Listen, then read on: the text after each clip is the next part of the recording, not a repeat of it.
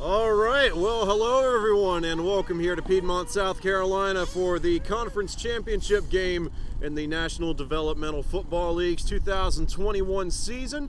This game is set to take place between the hometown Carolina Elite and the visiting Alabama Ravens, and if nothing else, it should be a very, very interesting matchup because if you pan over to the Alabama bench here, they just got here maybe half an hour ago, and I did a head count. I think they have got exactly 11 players.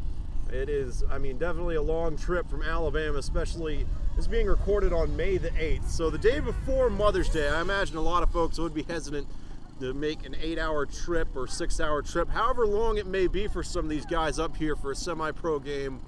On the day before, you gotta be there for mom and all, so not surprised at the low turnout here for the Ravens, but they're gonna have to find a way to rally together around this limited roster that they've got and put up a fight against a team that has looked very sharp. I believe they've only lost one game so far this season. The Elite will receive the opening kickoff.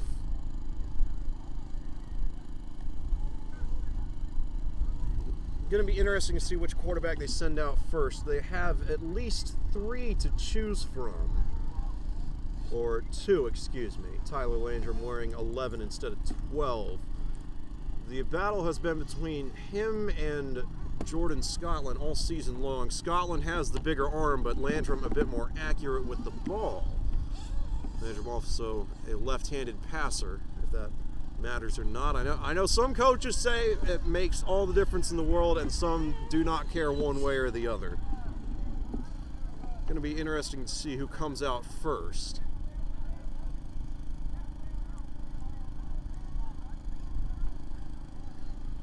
And again, I am very, very intrigued to see how the Ravens respond with this limited roster. What exactly they try to do, what they don't do, and whether or not that affects whatever game plan they may have had coming into this one. Check that, looks like they got another guy suiting up, so make it 12 players, roughly. I'll have a better idea of how many guys they've got once they go out on the field, because that'll be 11 plus however many people are on the bench. Again, to the best of my knowledge, this game was actually slated to kick off at 5 o'clock. It is now 6:09 p.m. And it took Alabama quite a while to make it up here. I know even on my way down just from Spartanburg, I passed at least one accident on I-85, so that may have been the cause for the delay. Especially, yeah, people traveling for Mother's Day too. Probably some pretty crowded roads.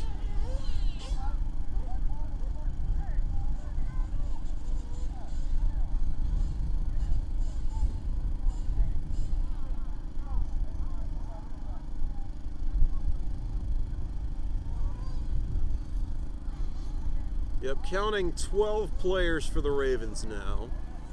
Maybe 13. I guess it depends on how fast those guys on the bench can get their pads on. I assume that's what we're waiting for.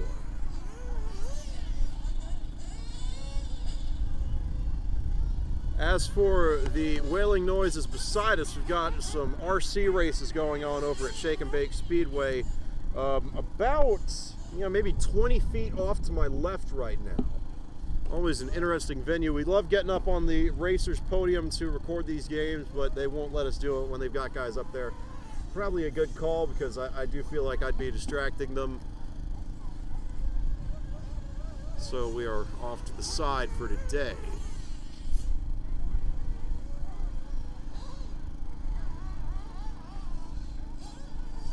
And it looks like we're about ready to get this one started. No roster here for the Ravens, but they do have names on the back of their jerseys, so that'll help out.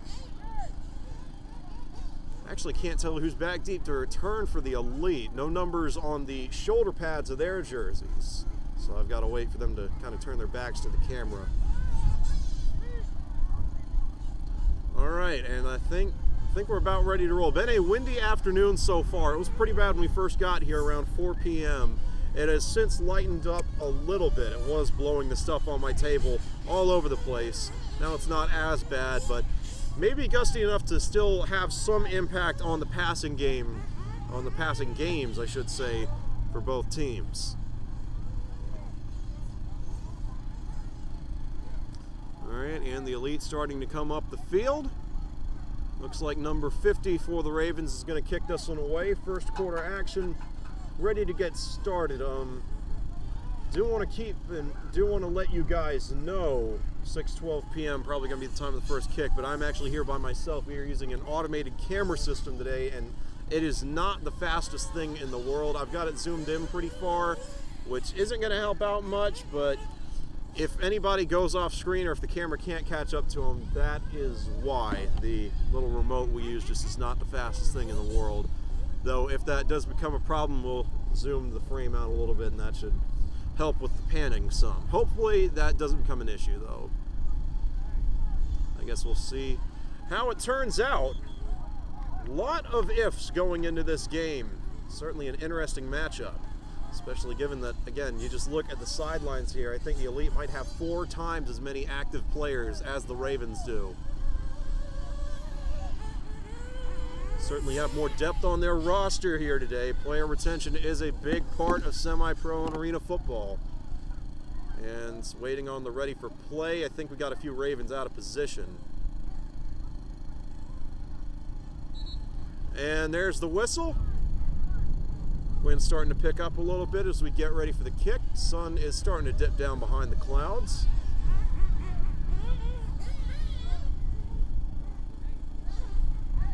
And it actually looks like this is going to be number 9, I think, doing the kicking duties. I'll grab the name on the back of his jersey here in a moment.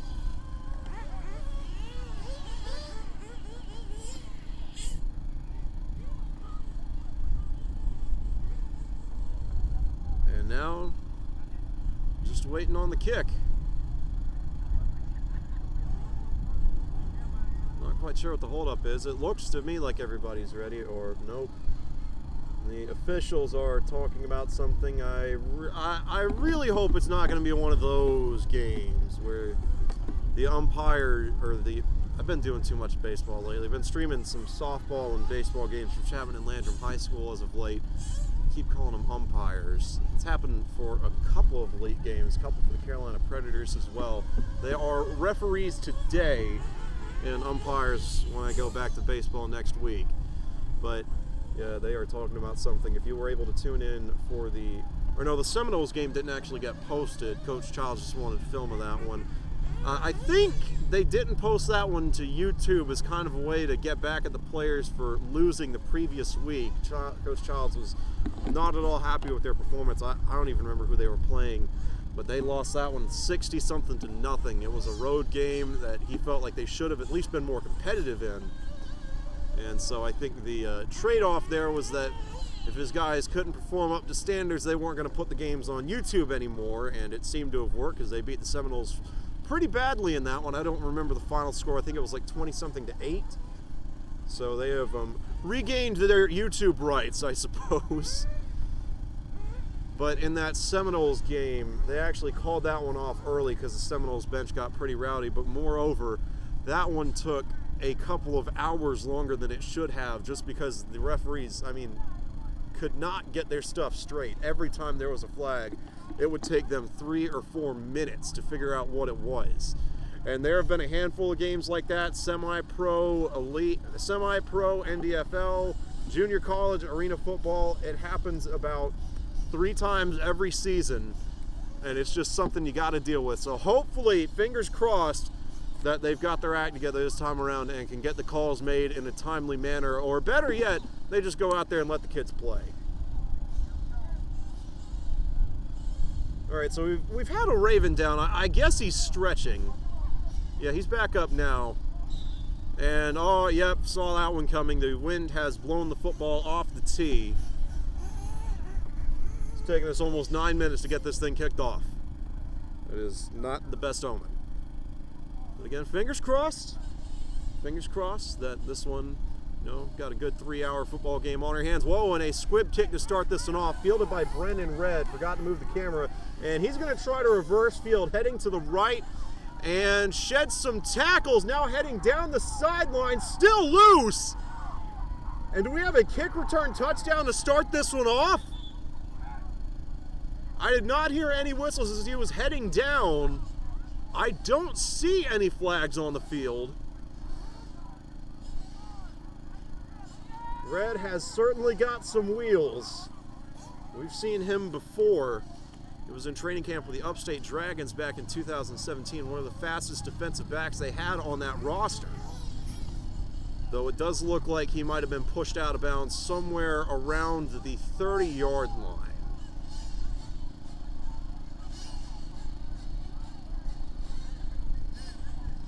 So for the time being, we're going to call it first down and 10 for Carolina.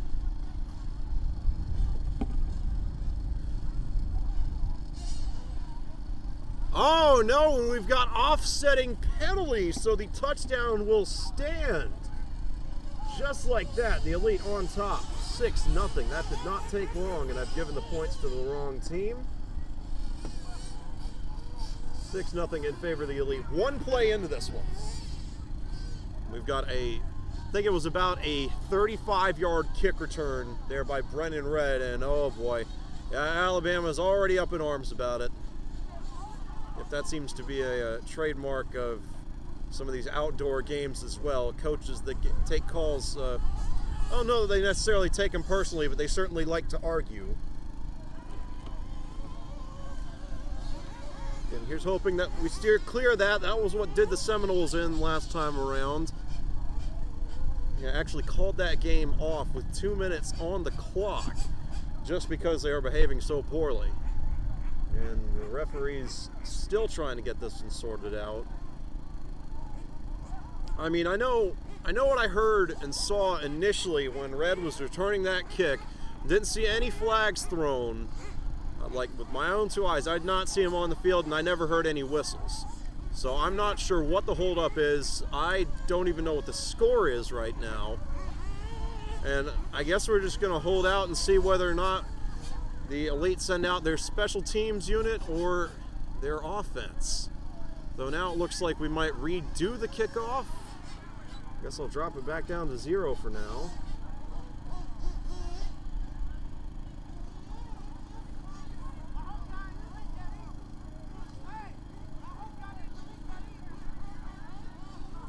Hey man, we got it!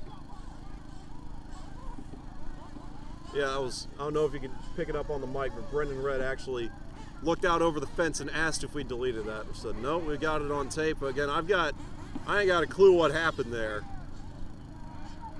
But it looks like they are going to re-kick. I don't know, maybe they didn't start the clock. No scoreboard here. So the referees keep the time on the field. That's my only guess, is that they might have forgotten to start the clock and weren't sure how much time ran off. But regardless, it looks like the Ravens have caught a huge break. Gave up a touchdown return on the opening kick. They will hope for some better luck this time around, I suppose. Yep, 13 and a half minutes into this one, still waiting on the real kickoff.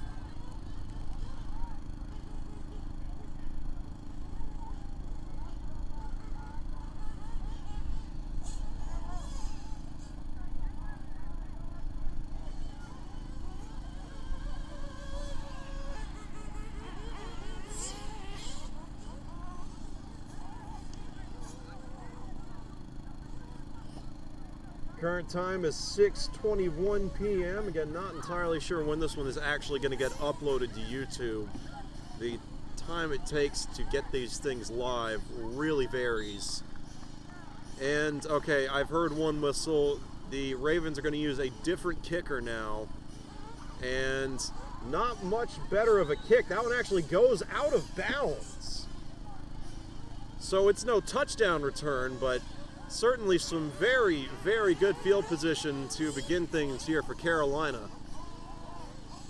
We'll wait and see exactly where the chain gang puts it down, but it looks like they're going to get this right at the 40-yard line. Yeah, I'm going to zoom out with the camera a little bit.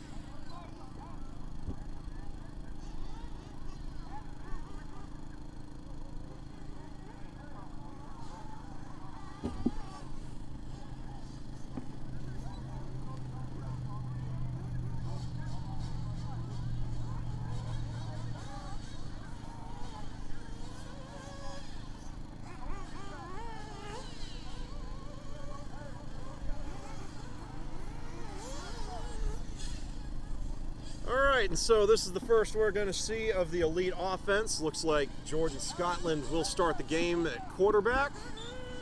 And yep, got 13 players on the Alabama roster. Scotland in the shotgun, got Jesse Turman beside him.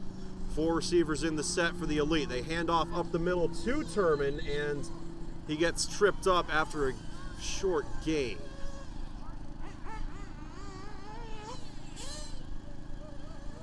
Going to go down as a pickup of 5. 2nd down and 5 coming up here for the elite. Safe way to start things. I like the call, especially given the limited roster here for the, well, I blanked on the name for a second, for the Ravens. Gotta wonder how much their conditioning is going to hold up come time, like, you know, when we are halfway through the 3rd quarter into the 4th quarter. Jesse Turman is not the type of guy that any team is going to be able to bring down with consistency for an entire game. They will tire out. And now got a play action fake here by Scotland. He practiced that all day in warm-ups, and I think that one drifted a little to the outside and falls incomplete. 3rd down and 5 coming up for the elite. Yeah, Scotland did practice those, I mean, for hours and hours on end. Again, we've been here since 4 o'clock. It is right around 6:20 right now. He got a lot of reps in on those deep balls, but the problem was that it was really, really windy out here when he was throwing those, and there was not a lot of consistency in where exactly they ended up. So the way in which you would have thrown a ball an hour ago is going to be a lot different than how you're going to throw it now if you're trying to take a shot down the sideline, just because the wind isn't anywhere nearly as severe as it was. So here's 3rd down and 5 for the elite. And they're going to hand this one off up the middle with Turman driving, and it looks like he's got enough for the 1st down. Ball came out there at the end, but his elbow hit first. We'll see where exactly they spot this. Depth perception kind of hard to make out from this angle, but it does look like the elite are going to pick up their first down of the game.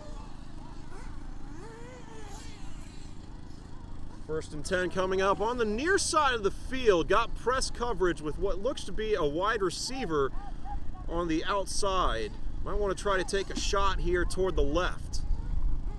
And instead they're going to hand off to Turman, and the Ravens defense ready for that one. He got swarmed in the backfield. Going to go down as a loss on the play.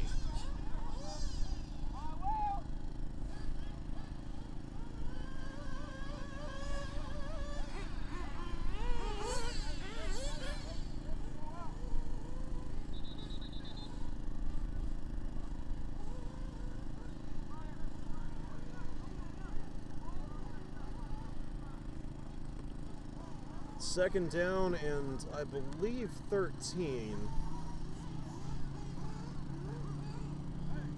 Or no, we may have a penalty actually. So we'll call this 1st and 5. Looks like we might have had an offside there by the Ravens defense, which would explain how they got in the backfield so quickly. Jordan Scotland to throw, going to swing it off to the side, and tackle is made over at the elite bench. Going to go down as a short gain, able to pick up just a yard or 2. And that may not have been 1st down and 5. The down marker appears to be busted up. And they're going to call this 3rd down and not quite sure how long. I think we've only got 1 down marker. I think I see him holding the other one over there, so hopefully I can get that fixed before long. 3rd down coming up.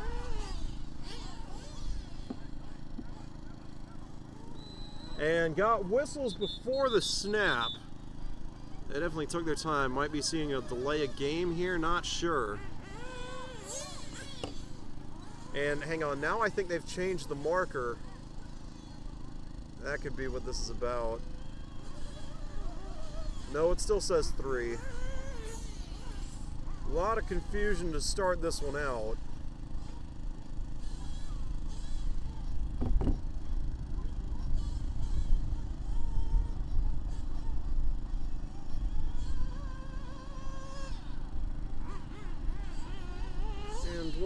know what? We'll take a quick break while they get this sorted out.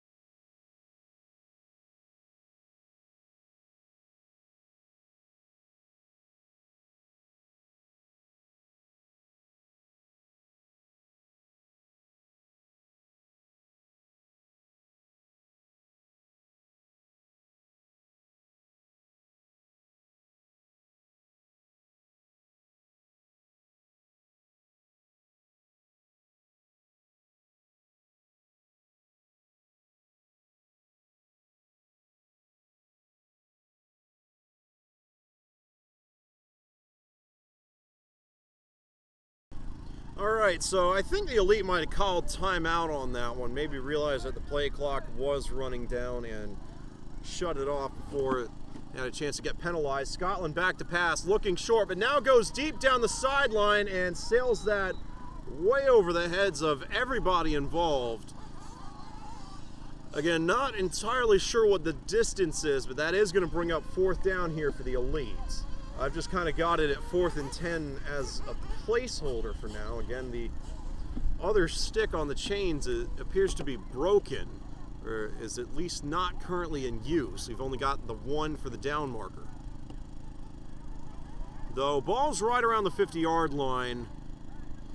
The Ravens have amassed a couple more players. I think they might have had a few stragglers maybe hanging out in the dressing room, having a couple of issues with their equipment. Not really sure, but their roster is up to around 15 now. Was it 13 a few moments ago? So with a handful of more players in play, yeah, it looks like the Elite are going to punt this one. And we've got whistles again. Think we have a timeout charged to the Elite here. I tell you, I don't think anybody's really sure what's going on right now. Because I really thought the Elite picked up the first down earlier. And here we are on 4th.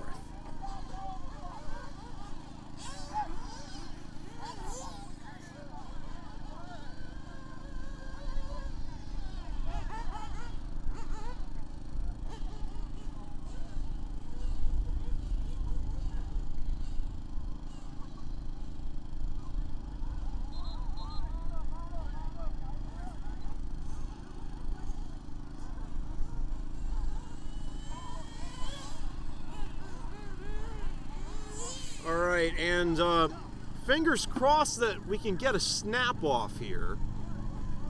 Seems to have been easier said than done over the course of the past couple of plays.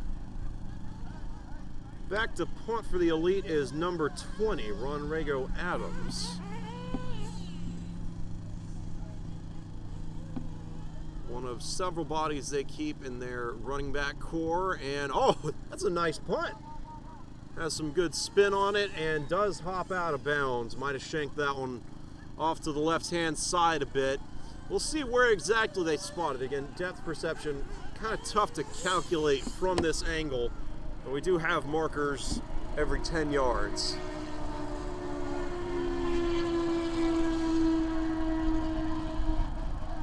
And they're still moving this one down.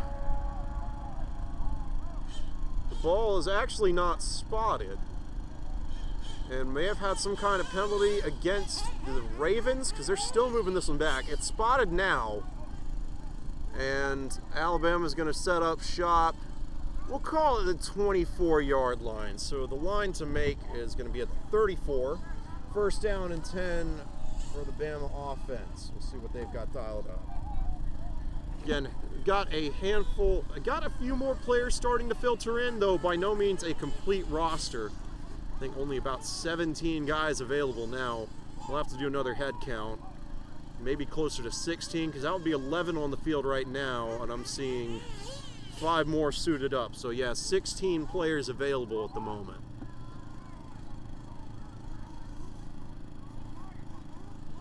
And here we go. Got a 4-receiver set for Alabama. 1 safety deep, and Not sure if there was trouble with the snap there or not. The Ravens are going to run it off to the outside and got a nice little gain off of that one. Right out to around the first down line, and it does look like they were able to pick it up.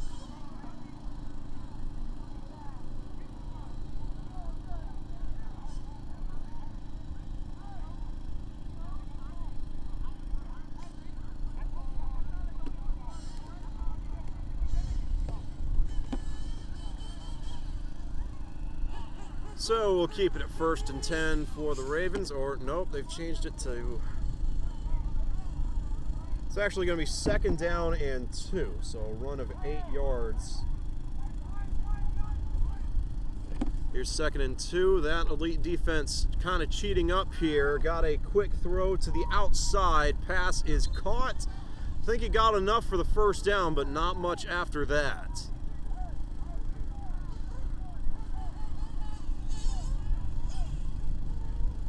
Yeah, if you'll give me a minute, I'm going to take some of my equipment down. It's tough to see the field and the computer screen at the same time, so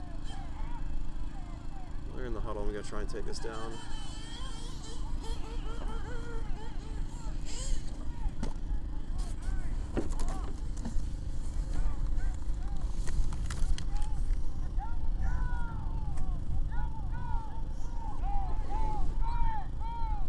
Alright, and that's definitely better.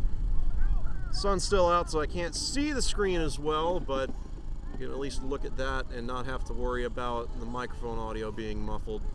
And I think we got a false start or an offsides. Looks like both teams really went for it at the same time. 1st down and 10 for the Ravens, though. Yeah, I think we're going to make that 1st and 15. Alabama's marching back.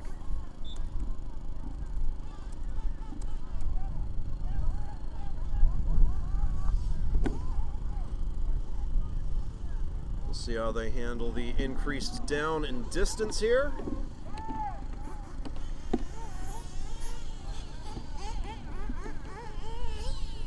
And looking for a pass, protection breaks down, and that one falls incomplete. Trying to hit his slot man on, I'm not sure if that was a corner or a crossing route that made it to the other side of the field.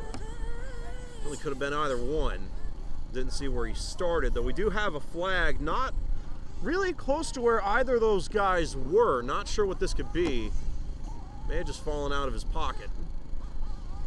Nope, he is going to head over with the other officials to talk this one over. Again, I didn't really see anything wrong with that. Maybe pass interference and he just didn't get a lot of lift on the throw? I'm not sure.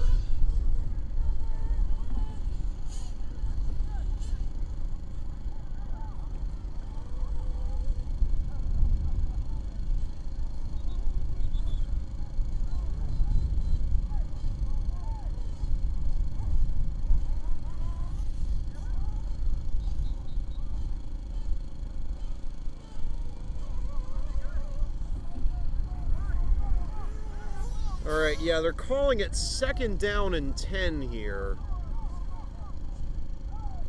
But that can't be right. It'd either be an incomplete pass or they'd redo 1st down and put it back at 1st and 10.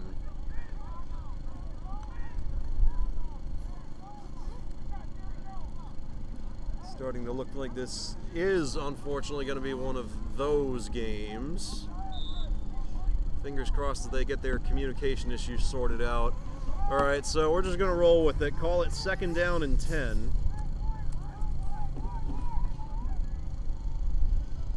One safety deep for the elite. Line protection breaks down again and almost intercepted there. That was number 7 for the elite, Zeke Sullivan, in the right place. Just don't think he was expecting the throw. That one off target, and it'll bring up 3rd down and 10 for the Ravens.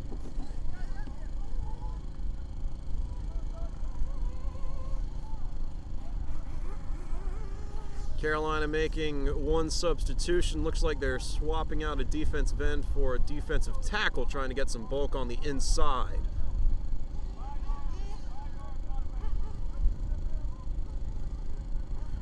Jamar Brown and Quantavius Bristol in at linebacker. Jared Watkins back deep at safety. Brennan Red and Zeke Sullivan the corners on the near side, though Sullivan drops back into a safety position, so now got a two-high look here and got a pass over the middle. That one is intercepted. It's going to be Brennan Red, I think, making a break down the sideline, and he made it home. Just got to check the field for Laundry. I didn't see anything. He's celebrating, and this one is going to stand. Touchdown, Elite.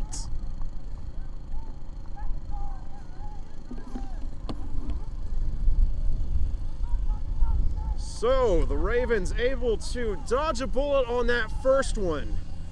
Almost had it picked off by Zeke Sullivan. No such luck the second time around, though. On 3rd down and 10, that pass is intercepted, bobbled, and then taken to the house. Goes down as a touchdown for the Carolina offense, and now Jordan Scotland will lead what I believe to be the special teams unit out to attempt an extra point. Scotland does double duty as a quarterback and a kicker.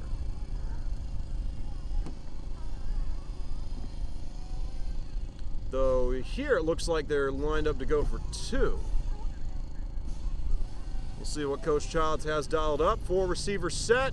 Or no, check that. They had split backs, ran it up the middle, and I think Jesse Turman makes it in for the 2-point conversion. So 8-0 now in favor of the Elite. Keeping time on the field, no clock readily available to any spectators. If I had to guess, we are roughly 7 minutes into this one, so probably about 8 to go in the first quarter. Elite on top by 8 when we come back for kickoff.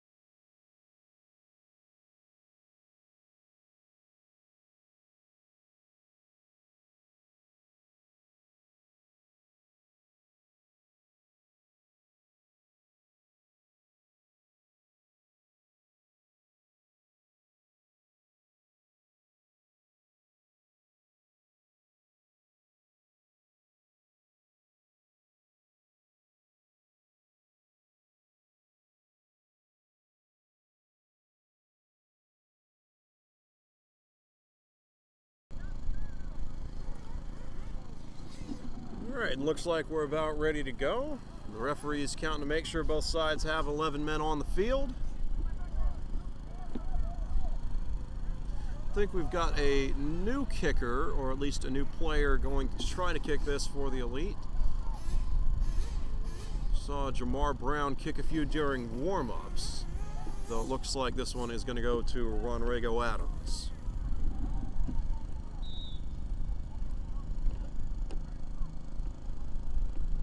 And there's the ready for play. Adams sends this one deep, has some hang time.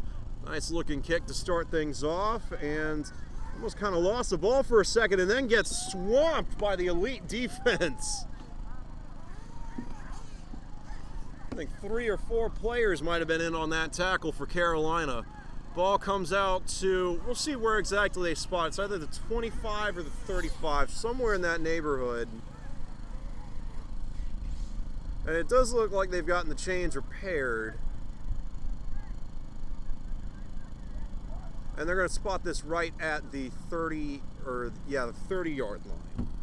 So 1st down and 10 for the Ravens. We'll see if they fare better on this drive than they did on the last one. At this point, anything other than a defensive touchdown would be progress. And they'll start this drive off with a trips formation to the right side of the field. Actually, don't see the 4th receiver. Oh, there he is, all the way on the opposite sideline. And there's the snap, looking to the far sideline, and that one falls incomplete. Not quite sure what happened there, but whatever it was, it caused that pass to hit the ground. Going to bring up 2nd down and 10. I'm not sure if they were trying to get a slant or a screen going over there. Again, I know it sounded like a broken record, but depth perception is very tricky when you're looking over on that end of the field. When they get down here into the right-hand end zone, it's going to be really easy to tell where exactly they are, but just because of the angle that the camera's at, tough to tell where exactly everything is. 2nd down coming up. They are going to shift back to the more traditional 2-receiver set, or actually have 2 receiver stacks on either side of the formation. Snap is taken, got a long time to throw, looking to the outside and led his receiver too much. Intended for number 13. Going to bring up 3rd down and 10 here for the Ravens. I believe you've seen 2 or 3 incomplete passes and an interception at this point, especially given that the Ravens picked up 8 yards on the first play from scrimmage. I think that was their only run so far. Interesting that they haven't attempted to stress the run a little bit more. It seemed like they were better suited for that than for passing the ball. We'll see what they dial up here. 3rd down and 10 coming up for the Alabama offense. Got to get something going lest the Elite have an opportunity to take a 2-possession lead about halfway through the first quarter. There's the snap, dropping back to pass and looking deep. That one almost intercepted. That is number 8 for the Elite. That is Freeman. Looked like just kind of a verticals concept there, and a lot of clutter. Didn't wait very long to get that ball out. Protection did look to be kind of breaking down. So, yeah, it's really, really tough to run 4 verts when you don't have a clean pocket to work with. You really need to give your receivers time to develop those routes downfield. And you can do that, of course, either by hanging around in the pocket or just putting a lot of air underneath the ball and letting them catch up to it. Though at this point, I don't know that the Ravens have the resources to do either one. And there's the pooch punt from the quarterback. Forgot to change it 4th and 10, but that was 4th and 10. And I think they got a lot more gas on that one than the Elite were expecting them to. Hops all the way back to around the 25-yard line. Nice punt there by the Ravens. We'll be back in a moment when the Elite take over.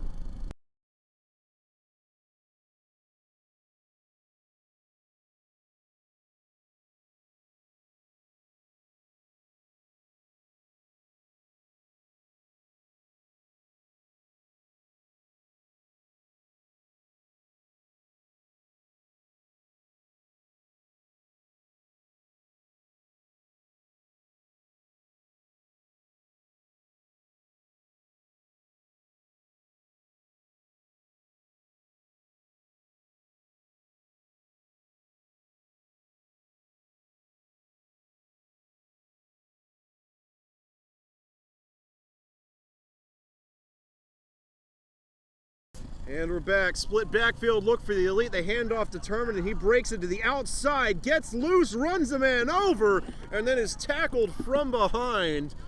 Almost a Tom and Jerry style play there. Had one man trip him, and then another man pushed him down. Easily enough for a 1st down on that one, and the Elite starting to move quickly. The Ravens appear to be making a handful of substitutions on defense. Carolina sticking with that split back look.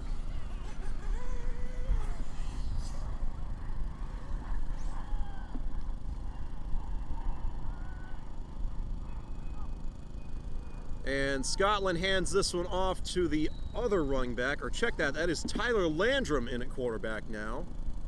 Run up the middle with, can't quite make out the number from here. Have to grab my binoculars in a moment. Gain, short gain, maybe around a yard or so. We'll call it 2nd down and 8 just to be safe. Definitely looked like a triple option look on that one because I saw Landrum and Turman both take off for the opposite sideline, kind of in stride with one another. And the other running back, oh, that's a surprise. Actually, Zeke Sullivan, one of the defensive backs, was in the backfield, now flexes out to receiver. So 4 wide set, and Landrum under some pressure, now going to try to take off up the middle and doesn't get much traction on that one. Brought down in the middle of the defense. I don't know that he got anything on that one. Wait to see if they move the sticks. I don't think they are. Yep, and that's going to bring up 3rd down and 8. Good job by Landrum to dodge the sack, though unfortunately not quite able to get much else done. And the Ravens making one more defensive substitution. Looks like the Elite are making some substitutions of their own. 3rd down and 8 coming up. Ball is on the 46-yard line, I believe.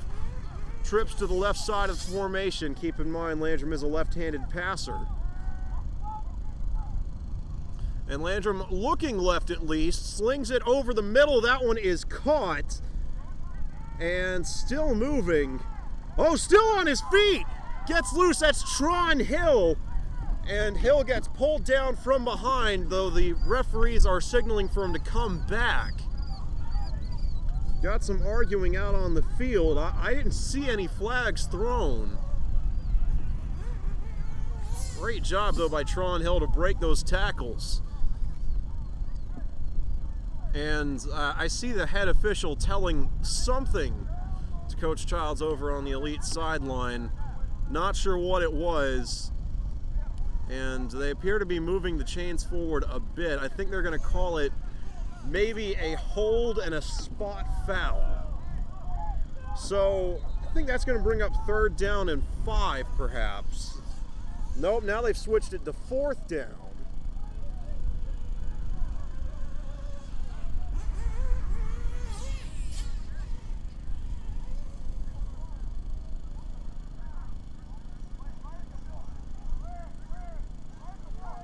All right, not sure what happened there, but it's going to be 4th down and 5 for the Elite. And nope, now we've got whistles.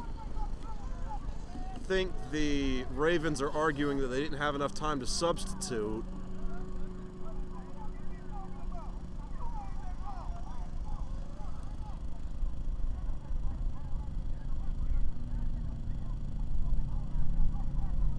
I'm going to reset the exposure on the camera here in a moment. Looking kind of bright right now.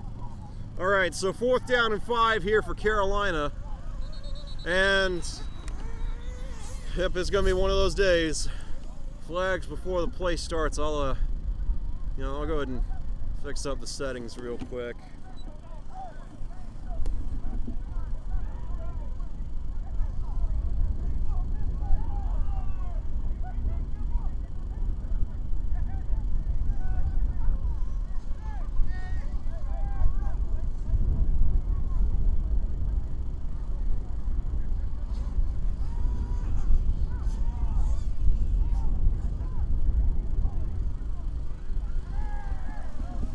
All right, so for simplicity's sake, we're just going to assume this is still 4th down and 5, and they're going to send this up the middle. Tyler Landrum on the quarterback keeper. Kind of an ISO run. Actually had Jesse Turman serving a sort of fullback role on that one. Took the middle linebacker on up the middle, set the path for Landrum. And it does look like the Elite were able to pick up that 1st down. The offense is still out on the field. Though, I don't know from here. I didn't get a chance to look at the down and distance markers, so yeah, it looks like that was actually 1st down, and now it's 2nd down and 5. So it was 1st and 10, now 2nd and 5. 5-yard rush there for Tyler Landrum.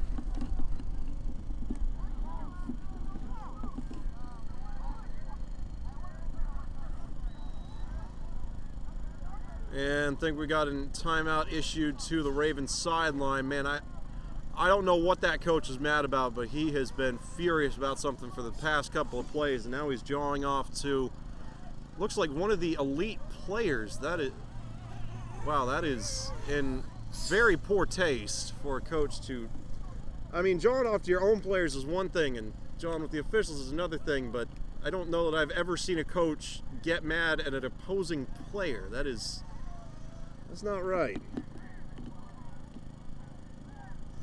Looks like Kel Williams is the one getting a mouthful, and I am not sure what the holdup is. I understand that you're down and that you've got a limited roster to work with, but we're like halfway through the first quarter. It's a one-possession game. You don't got to get this mad.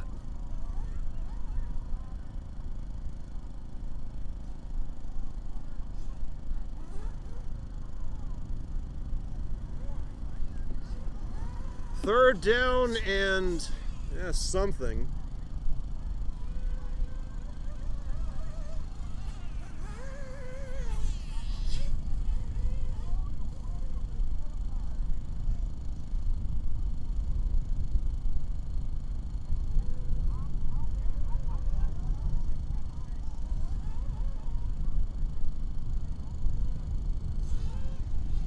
Yeah, you know,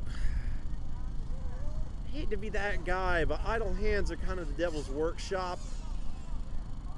When the referees take this long, it gives the players a bit too many opportunities to interact with one another, and that can lead to some major attrition when we get to like the third and fourth quarters. That's what causes games to be called off early. Saw a lot of it in the Seminoles matchup a couple of weeks ago.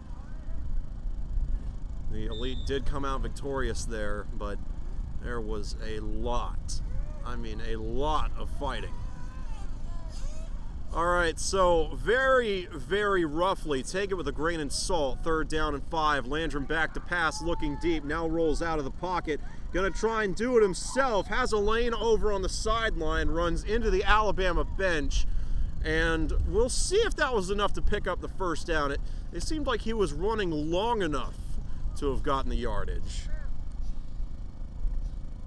And they are going to move the chains. First down for the Elite. So Landrum's had a couple of runs so far. Had that scramble for no gain to avoid a sack, a quarterback ISO up the middle, and now a scramble toward the left sideline for a first down. Been quite productive with his legs on this first drive. For his first drive, Scotland had the last one. Landrum sends this one up the middle with Turman right into the pile.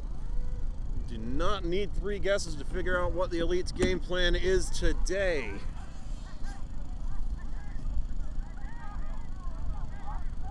Not the biggest gain in the world, but certainly got the job done. I think that's going to be right around 1st down or 2nd down and 5. I like the offensive approach here by Carolina, just kind of dinking and dunking away. Not trying to get the lead or get a 2-possession lead all at once. Kind of being patient, wearing the defense down some. Though we've got another stoppage. Okay, they got that one sorted out, and dare I say record time at this point. There's a snap. Landrum just going to throw a screen off to the far side of the field. Got some blocks and then drags a man out of bounds.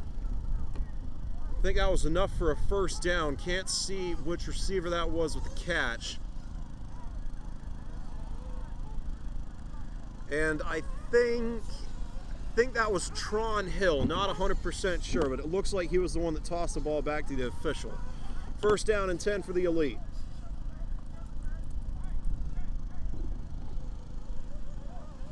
Ball is on either the 7 or the 17. Yeah, 17-yard line. Line to makes it the 7. All right, and got a low snap, fielded by Landrum, who rolls off to his left, slings this one up for grabs, has a man, and intercepted by the Ravens. Underthrew that one, and now Alabama's might have a chance for a pick 6. Tries to make some men miss, and then falls over. Number 7 with the pick on that one. Nice play. And just like that, hey, Alabama's right back in this thing. Only a 1-possession game, down by 8 here in the first quarter. I would imagine we've got roughly 5 minutes to go, maybe closer to 3 or 4. But Alabama's got a chance to put some points on the board and tie things up on this drive. That was a very, very big interception for them. They needed that one.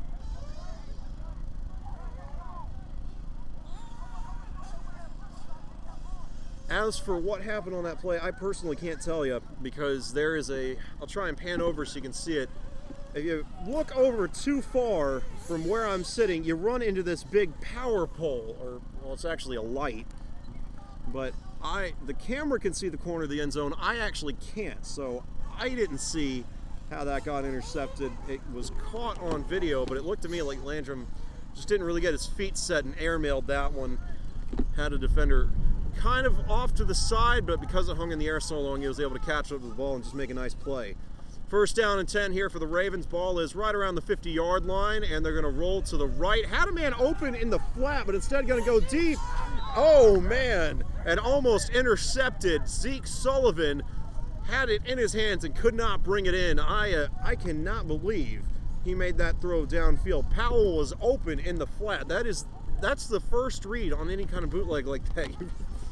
If your guy is open in the flat, just take the yardage. Instead, the Ravens try and get it all back at once and can't quite put it together. Going to bring up second down and 10. I'm going to readjust the exposure. Now it's looking a little too dark.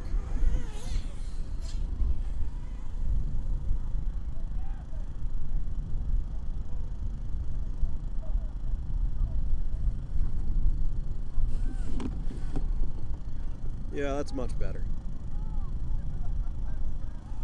All right, second and 10 here for the Ravens. Ball is actually in elite territory right now on the Carolina 48. And got kind of an odd snap there. Quarterback's going to take off, spins, makes one man miss, and is eventually taken down. I think that was, not sure if that was Jared Watkins or one of the other defensive backs with the tackle, but it is definitely enough for a first down. Nice agility exhibited there by the Ravens quarterback. Try and get a name on him in a moment. First down and 10 coming up for Alabama. Ball is now pretty deep in Carolina territory, though it looks like the Ravens have taken a timeout.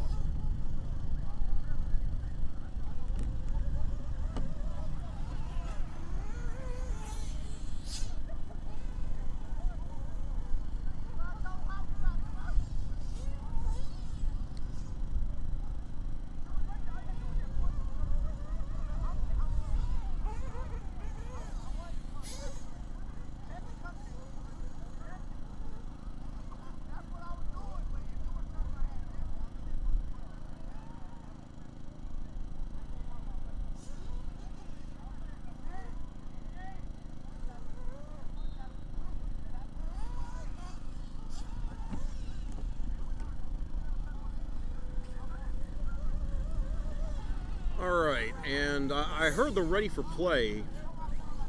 The elite defense is out there. The Ravens are still in the huddle, and now the huddle is broken.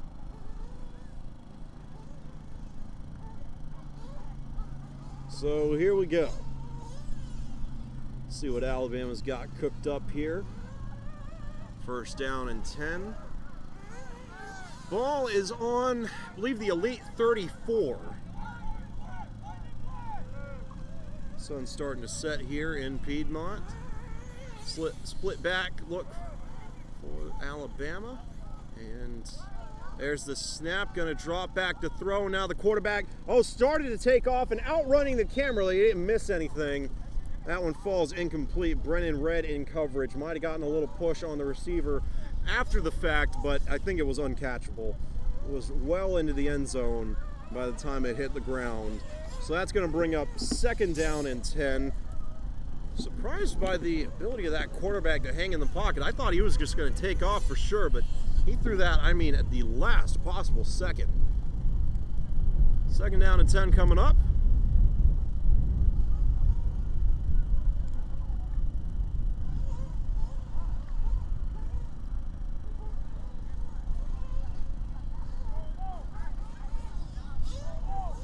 Again, kind of surprised to see that the Ravens haven't been a bit more adamant about establishing their ground game. Passing has been sporadic at best. And here's a run. Ball is loose, and I think the Ravens got it back. I don't have a clue what happened there. And now their quarterback is down, gets back up. I've just been a bit shaken after that one, but that is a tough break there for the Ravens. I don't know what happened. I can only guess that it was a botched exchange that somehow bounced off the running back and went backwards. They go down as a pretty big loss on that play. Line to make is at the 24, or actually the 22. And that one has pushed them all the way back to the 42. It's going to be 3rd down and 20. Alabama maybe just lucky to hang on to the ball there.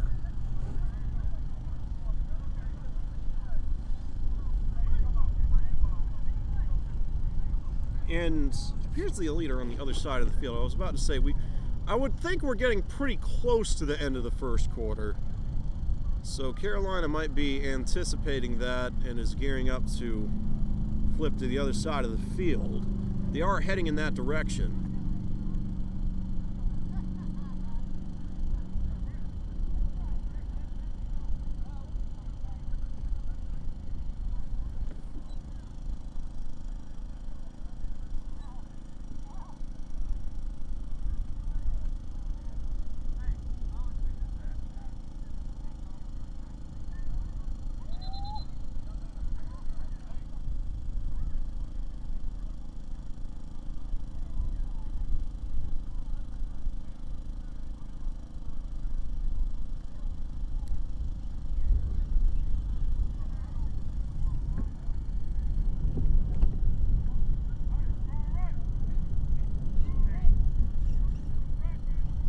All right, and we have reached the second quarter. 3rd down and 20 for the Ravens to start this one out. Got to get something going here. Their offense, it has been sputtering so far. There have been flashes and then been incompletions and 2 near interceptions, as well as a pick 6.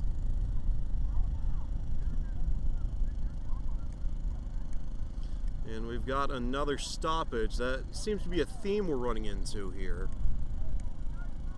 Took us an hour to get through the first quarter. Been recording this for 57 minutes right now. Time is 7:04 p.m. And this is being pre-taped, so I'm not entirely sure when it's eventually going to go live on YouTube. Probably going to be close to around 1 this morning. Split back look for the Ravens. 2 receivers to the left side of the formation. And got a low snap, Corral, but now that quarterback's running for his life, takes off and somehow makes it across the line of scrimmage before being dragged down from behind by number 50. That's Natavius Riley with the tackle, and that quarterback is down again. 4th and very long coming up, and the Ravens may be forced to pull that off without their starting QB.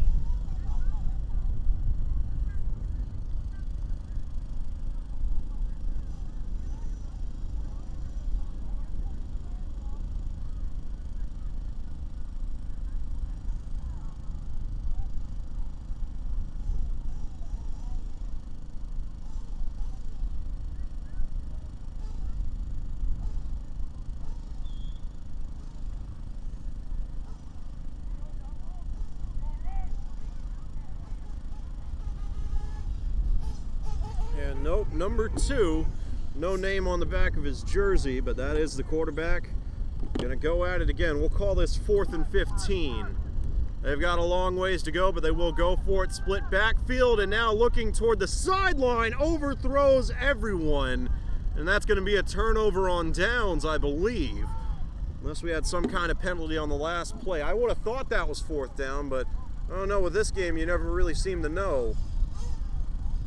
Though, the Elite, well, we got a stoppage now.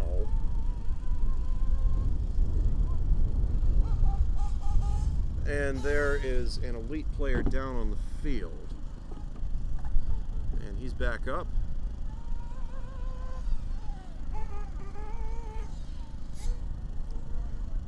Natavius Riley, hopefully he's all right. Looks like he got a little shaken up on that one and is coming off the field with some help.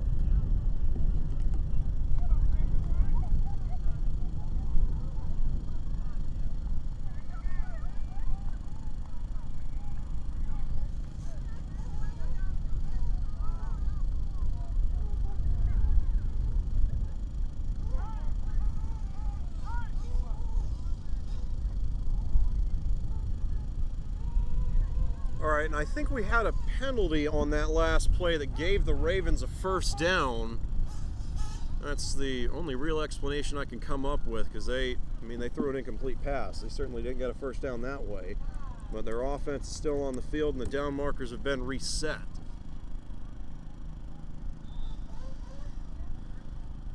Carolina's defense still in place. And it looks like we've got a 1st and 10 coming up for Alabama. We'll see what they do with this second chance.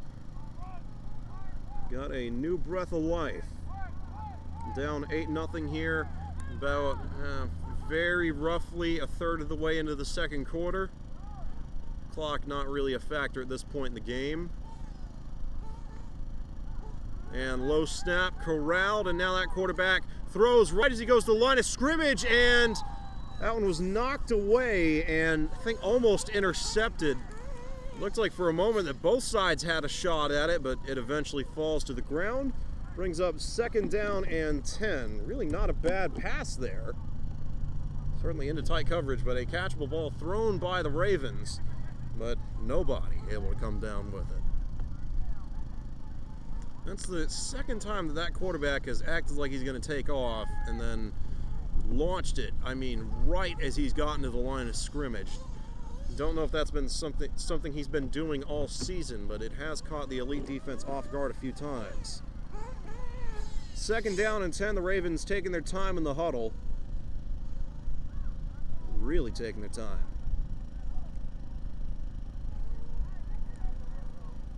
Yeah, from what I've seen, the plays that take the longest to communicate usually end up being the least entertaining. They'll spend like 30 seconds in the huddle, snap it with one on the play clock, and then after all that, it's just like a run up the middle or something. So we'll see what they've got dialed up. 4 receiver set, it looks like. And they're going to drop back to pass. It's a bootleg looking for the end zone, and that one falls incomplete. Sails over the fence and toward the ticket booth. Going to bring up 3rd down and 10. They've rolled to the right a handful of times so far in this game. Haven't been able to get anything going. Again, honestly, I really don't know that Alabama's completing a pass. I haven't been keeping super detailed track of it, but I don't recall any completed throws. The Elite haven't had many either, but they haven't had that many pass attempts either. Do have that one interception in the end zone by Tyler Landrum. Been a pretty run-heavy game for better or worse by both sides. A lot of scrambling and improvisation on the Ravens' end, whereas the Elite trying to take advantage of a depleted Alabama roster and tire them out before this game gets to the 3rd or 4th quarter. 3rd down and 10 coming up here for Alabama.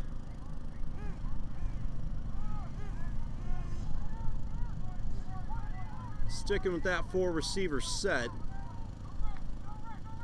And they're going to drop to throw. The Elite rush 4. Got a pass over the middle. That one is caught. And ball gets loose there at the end. I did not hear a whistle, but I think they're going to blow it dead. And never heard the whistle. 13 didn't think it was dead either. We got the intended receiver there for the Elite is down, or for the Ravens, excuse me, is down. Got a lot to unpack with that one. Be back in a moment. Hopefully he's okay.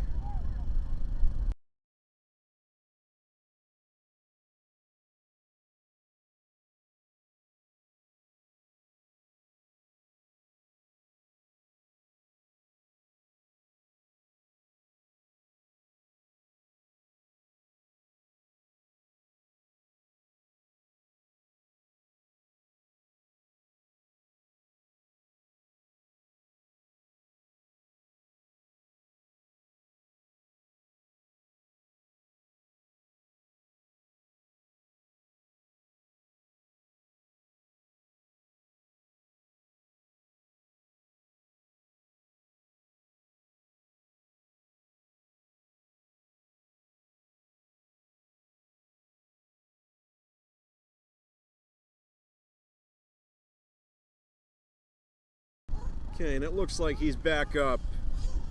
Had a lot of players get shaken up in this one. The Elite I mean, they've got enough personnel over there on the sideline to maybe afford an injury or two if it comes to that. But again, only 16 players suited up for this game. If Alabama loses one guy and it's a key contributor, they could be in serious trouble. Though on the bright side, it does look like they'll retain possession of the ball. They did not score on that last play, but it will bring up 1st and goal.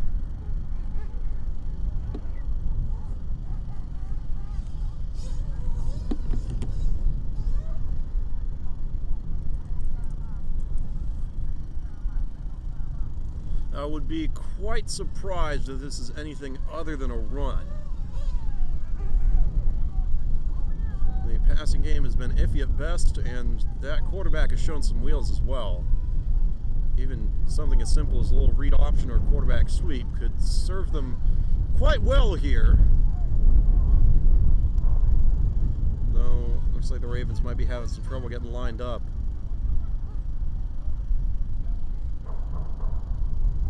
First and goal, whenever they get this one snapped. Ball's around the 4-yard line. Though nobody's set in the formation.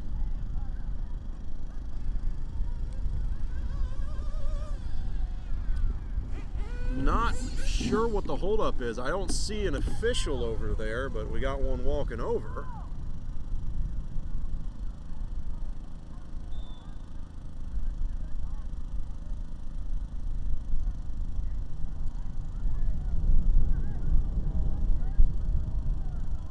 All right, and I think they've got it sorted out. Here we go. 1st and goal for the Ravens, trying to get this thing tied up, and they will run it with the quarterback. Makes some men miss, gets loose, and that is going to be an Alabama touchdown.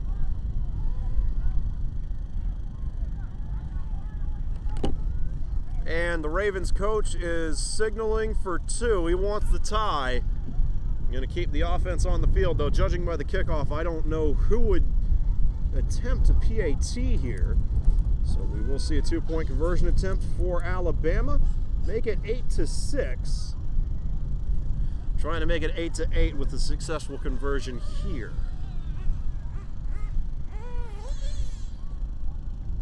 And once again, they're going to take their time.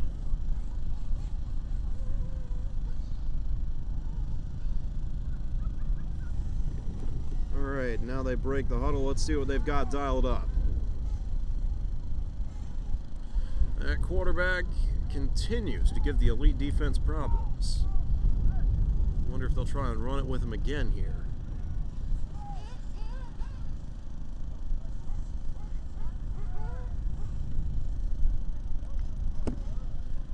And, well, he was going to throw, now takes off and throws to the corner of the end zone. Pass is dropped. So we're going to keep it at 8-6. The difference right now, a 2-point conversion made by the elite on their first touchdown, though the Ravens come up empty-handed on their first attempt at it. Alabama set to kick this one away here in a moment. 8-6 the score, about halfway through the second quarter. Back in a moment.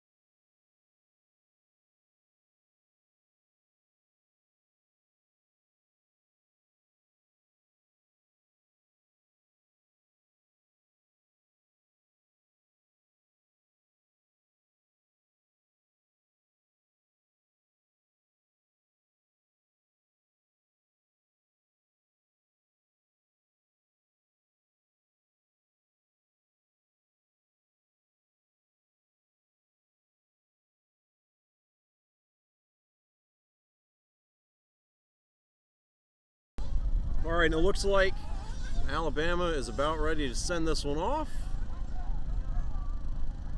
Score is 8-6 following that failed 2-point conversion on a drive that was really kept alive by Carolina penalties. I think the Ravens made it to 4th down. I know at least once, might have been twice, that they just caught a huge break and made it way down the field by way of an impromptu penalty committed by the Elite. Last time this kick did not go very far. Actually, the first kick was taken to the house by Brennan Red, only to be called back a few moments later by some unknown penalty, and that one goes all the way past the Alabama bench and over the fence onto the track. So we'll see where they spot it. Definitely not coming out to the 35. It went out well before then. Though, after that first return by Red, gotta wonder if that wasn't an intentional boot out of the field of play just to make sure they couldn't return it. 1st down and 10 coming up for the Elite here in a moment. Offense made it all the way. I think they had a goal-to-go opportunity. Tyler Landrum threw an interception in the corner of the end zone, and it was returned all the way out to the Carolina 48 by one of the Ravens defensive backs, looking for a better stroke of luck this time around. We'll see if it's Jordan Scotland or Tyler Landrum taking the snaps here. I know in the first Elite game we did, Tyler Landrum started the game, played for the first 2 quarters, and then Jordan Scotland got the last 2. And then for the Seminoles game, I do not believe Landrum was available, so Scotland got all the snaps in that one. And this is going to be Jordan Scotland, so I assume they're just alternating drives now. Interesting offensive approach, and okay, this is interesting. I can't tell who that slot receiver is, and yeah, they're about to cover him up now. I was about to say there's nobody on him.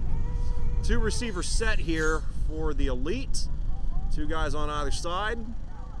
Scotland making sure everyone's in place.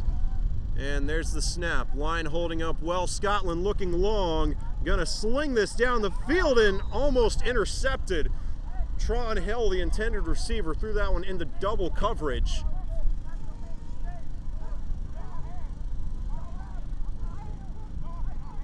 Number 6, or check, yeah, it's a 6 though. Oh no, his shoulders say 6, and the back of his number has a piece of duct tape on it that turns the 6 into an 8. We'll split the difference and call him 7. 2nd down and 10.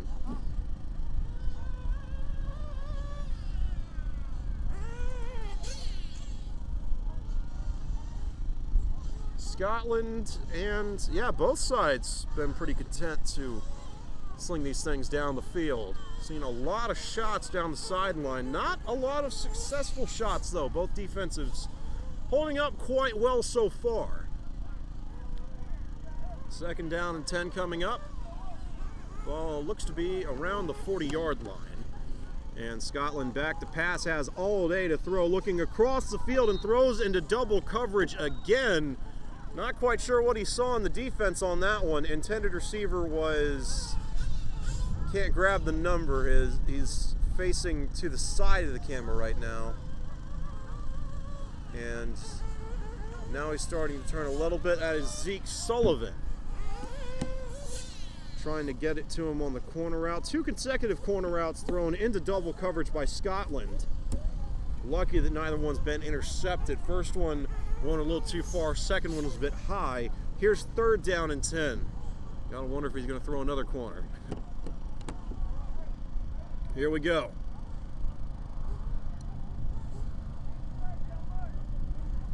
Two receivers on either side of the formation. Scotland under pressure and just flips it over to, can't tell if that's Turman or one of his offensive linemen, but he got it to somebody and lowers his shoulder and might have gotten a 1st down. Nice improvisation there, though we do have a flag down about where Scotland was hit after the play, but also where he initially pitched the ball.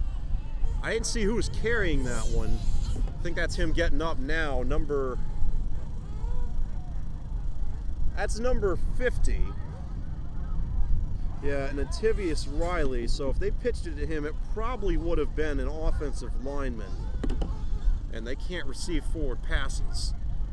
Though, I don't know, underhand pitches I don't think I've ever seen. Though I think they are going to get the Elite for something here, if not an illegal pass, then some kind of procedural penalty. And they're going to move this one back a little bit. Third down and 10 is going to turn into, looks like third down and 15. Say we're about halfway through the second quarter. Been a slow-moving ball game.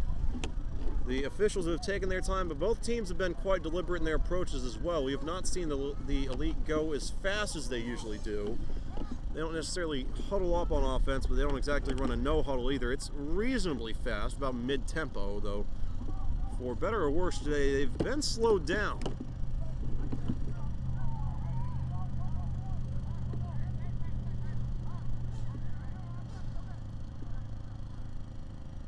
And, okay, I guess that was fourth down.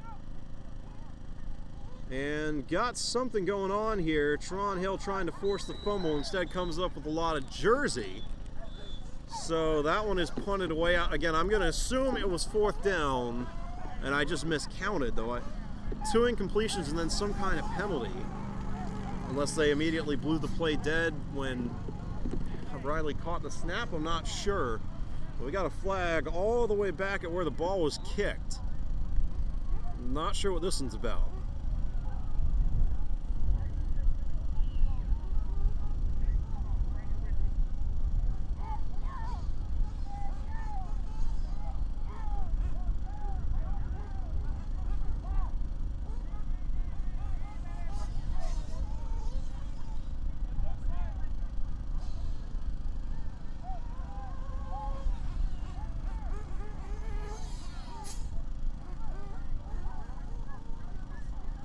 All right, and it looks like the Elite offense is staying on the field.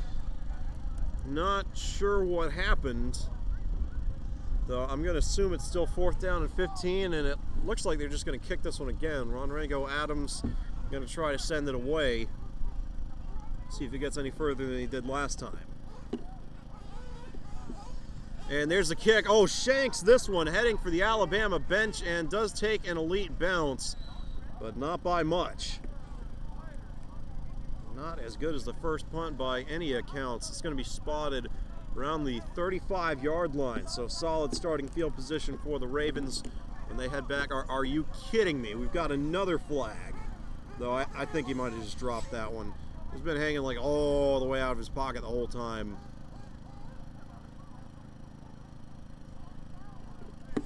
Yeah, not quite sure what that was about. Ball is officially spotted. Going to wait for the chain gang to get it out there. Don't want to speculate too much. Looks to me to be around the 45.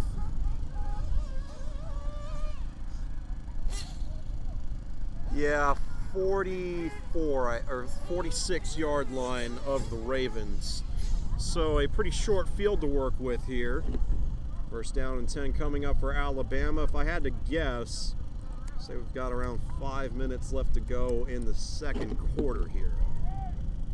Halftime is looming. Clock probably going to become a factor, especially given how much that Alabama has chewed off of it, just staying in the huddle. Been a very ball control oriented offense, and got a timeout issued to the Elite here.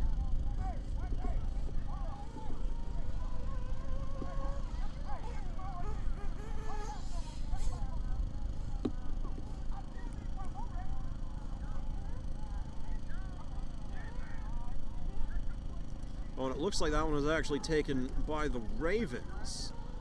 I think the quarterback was going over the sideline saying they didn't have enough linemen to snap the ball. So we'll take a break as both teams try and gather their wits. Got an interesting game score-wise, though progress has been quite slow. 8-6 in favor of the Elite here in Conference Championship Week when we return.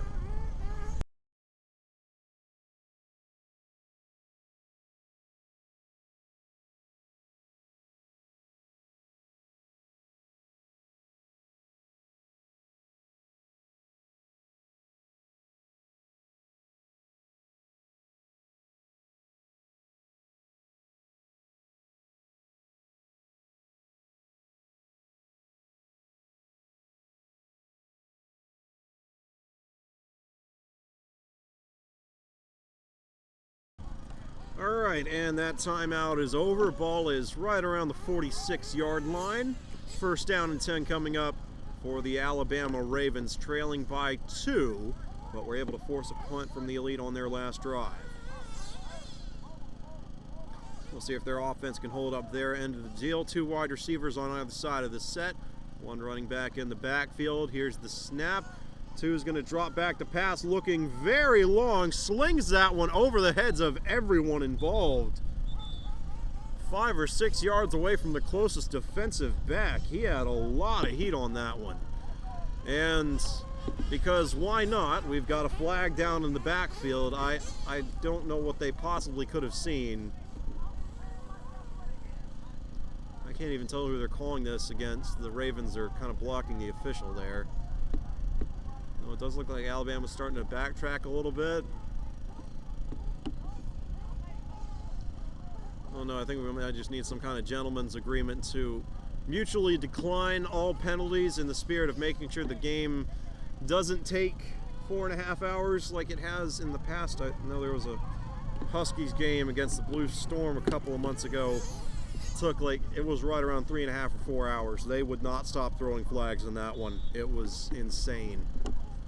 And it does look like the Ravens were pushed back by some margin. Going to remain first down. So whatever the penalty was, it was accepted. And it's going to bring up first down and 20.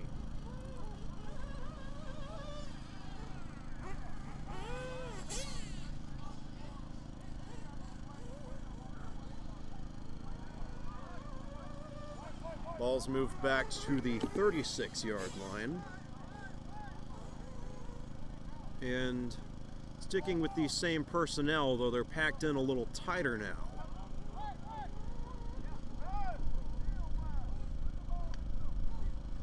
And, jailbreak up front, trying to set up a screen to the running back, and that one hung in the air too long. Drops it, and now he's down. Took a big hit, and now the Elite are checking up on him. Nice sportsmanship there. Certainly delivered a big shot. Not a great throw by the quarterback. Threw his man into a pretty bad situation, and he looks to be shaken up. Back in a moment.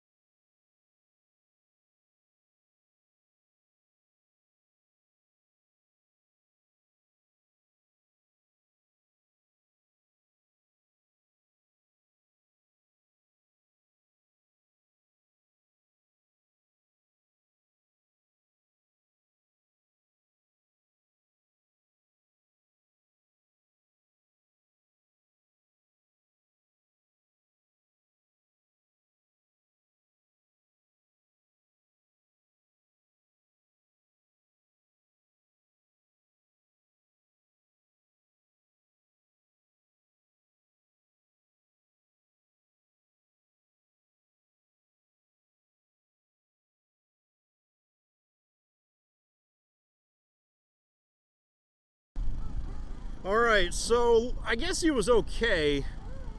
Yeah, I see him on the bench now. He's all right. Gonna grab some water, hopefully just a cramp or something. Second down and 20 coming up here for the Ravens.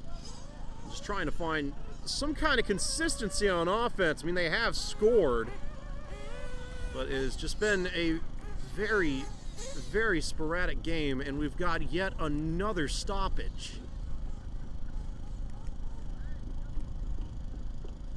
All right. Well, I tell you what, they are certainly making sure that the trip from Alabama is worth their time. Already been here for an hour and a half and still not out of the first half. Back in a moment, I suppose. And wait for both sides to get their ducks in a row.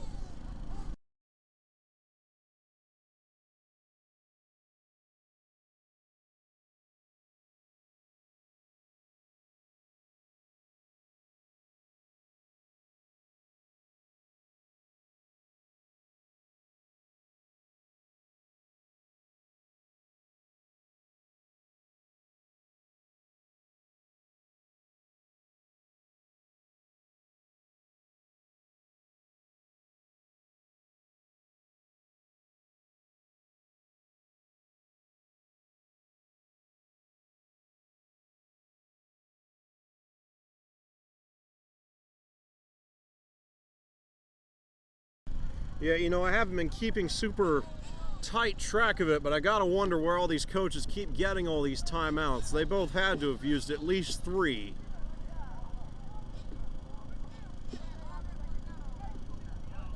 We'll see what the Ravens have dialed up. Again, 2nd down and 20, balls on the 36-yard line. It has just been so difficult for really either side, but the Ravens in particular, to find anything that works with any sort of consistency. It might work on one play, be it by a fluke or a missed block or something, and then the next play it's blown up and they don't really try it again.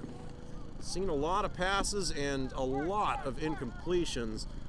A handful of balls that were caught and some successful runs, but other than that, just a lot of waiting.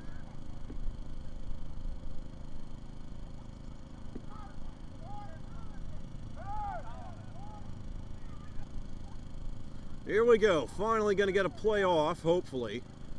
And dropping back to pass under some pressure, throws to no one in particular. Falls incomplete. That's going to bring up 3rd down and 20. So the Elite defense really in a position to kind of pin their ears back. Maybe send 6 if you want to get a little twitchy with it. The offensive line has been suspect at best for Alabama. They've given up some pressure in key situations like you saw right there. If you send the house, I don't know that they're going to be able to stop it. The only real issue would be that quarterback rolling out and getting loose. Though Quan Bristol may be able to spy, might maybe send 5, act like you're going to rush Bristol, and then drop him back. He used to play receiver and running back. Has since moved to linebacker, but I imagine he's still got some wheels. Let's see what they dial up here.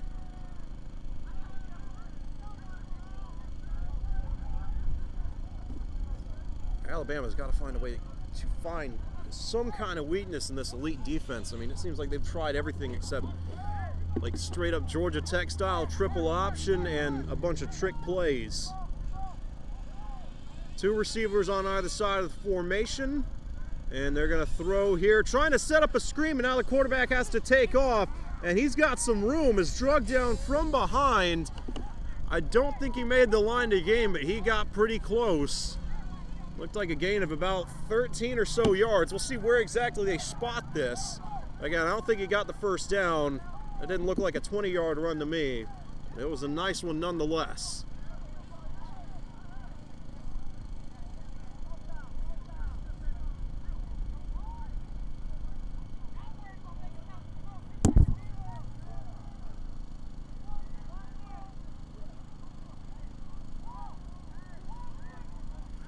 And a nice run indeed. 3rd and 20 turns into 4th and 4 here for the Ravens.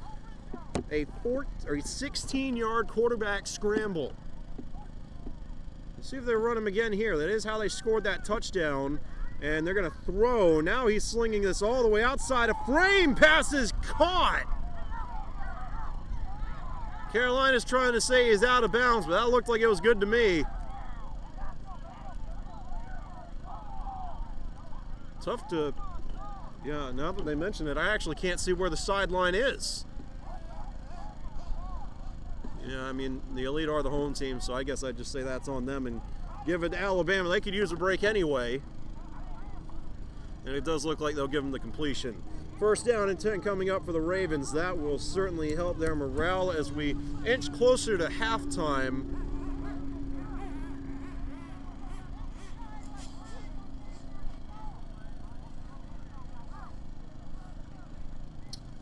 Kind of crazy to say that you might get to halftime with an hour and 50 minutes on the stream.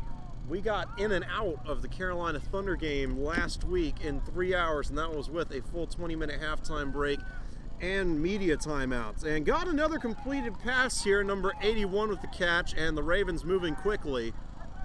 We might be a bit closer to halftime than we originally thought.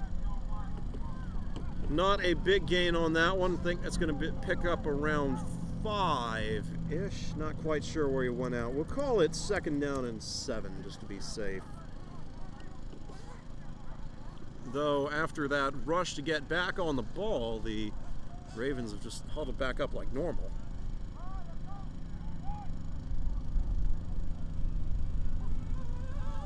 And back to that stock set, 4 receivers in play, 2 on either side of the formation. Back to throw, and now he's going to take off. Look to throw there, that ball. Thought it came out there for a second, but he was able to hang on to it. Not much of a gain on that one, though. Shut down right around the line of scrimmage. I don't even think they're going to move the sticks. 3rd down and 7 coming up. The Ravens are in a position to go for it should they get stopped on this one, so the Elite are going to need to pull out 2 big plays instead of 1, though. Not insurmountable by any means. Just got to find a way to keep this quarterback from running around. That has caused a lot of issues for him so far. Been the Ravens' biggest weapon on offense.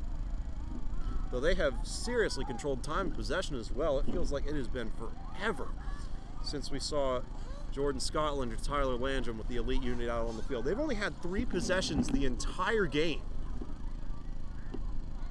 I don't know if that's exactly how the Ravens drew it up, but they have really run this clock.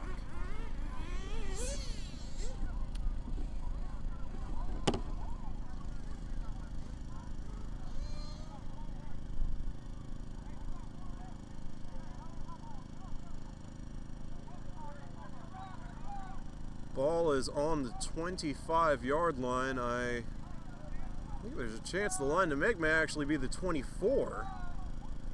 I don't see the other down marker. In fact, I don't see it on either side. I don't know where he went. Maybe that's what the stoppage is for.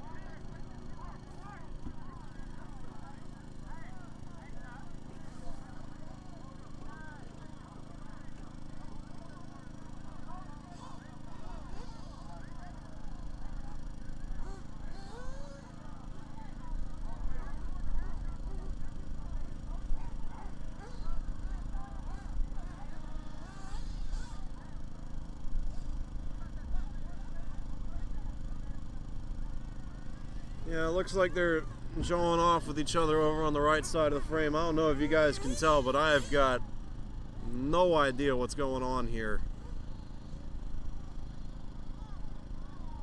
We got the Alabama coach talking with 2 of the officials there. We got a bunch of Ravens kind of doing their own thing in the middle of the frame. We got what's probably going to be a fight if they don't separate them here in a few minutes on the right side of the screen. I think I heard something about time maybe having run out in the second quarter, but if that was a concern, I don't know why the Ravens would have huddled up like they did. A lot of unanswered questions, a lot of mysteries and question marks. They are still trying to figure this one out. This is why you always cough up that little bit of extra cash to get the big time referees, I suppose. Though now the Ravens appear to be celebrating. I would love to have like a little microphone down there or something just to be able to hear what they're saying. I can get little tidbits of it now and then, but other than that, I am kind of just grasping at straws right now.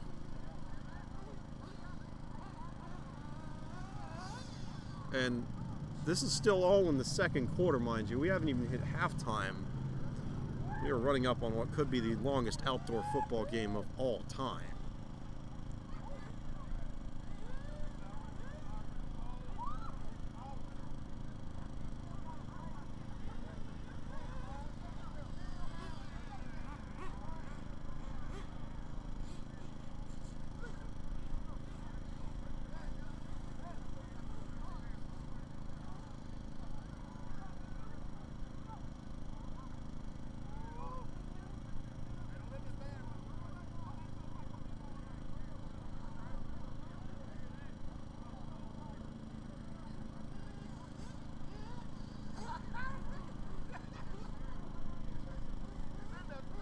I couldn't tell you what's happening here.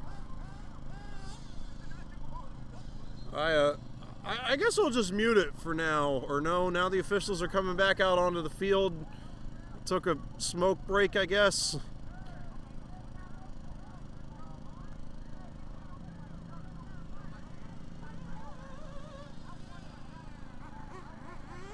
And now they're fighting.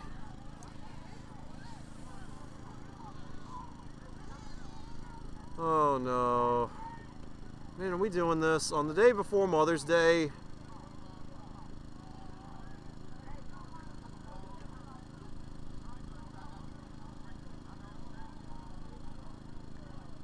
Now we got the coaches arguing.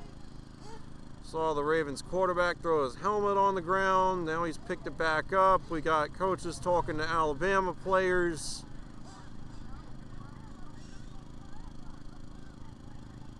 I think they are still arguing about whether or not the clock ran out. I mean, that's just very surprising to me, because I would not have thought that last pass would have stopped the clock. I didn't think that kid went out of bounds when he caught the ball, especially given how fast they were to get back on the ball. Like you saw them, they were all rushing back to the center of the field so they get set up, and then I guess one official must have told them the clock was stopped, and so that's why they huddled up. And then while they were huddled up, the clock must not have been stopped, and they were misinformed, and now they're trying to tell them that it ran out. That is my only guess here. We have wasted so much time trying to get this figured out. This is unbelievable. Yeah, just you know, I tell you what, since this is pre-recorded anyway, I'm going to turn the scoreboard off right now so you won't actually be able to see it on screen, just the numbers. So all you've got to do is fast forward in the video until the scoreboard pops back up again, and that's when you know at least something has happened. We have progress. Until then, just wait for that thing to come back. You can, again, this is pre-recorded, you can just fast forward, hit the arrow key on your keyboard, go forward by like 5 or 10 seconds. Just do that until the scoreboard pops back up. That's all I can tell you at this point. See you in a bit.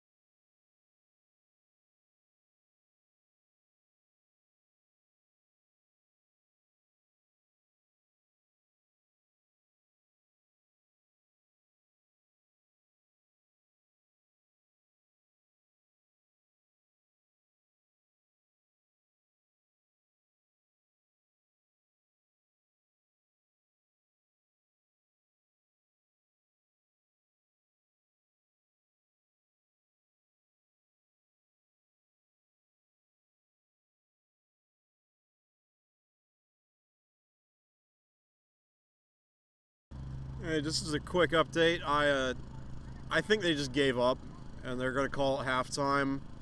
I don't know why both teams are still kind of interacting with each other out on the field, but I think that is going to be the end of the half.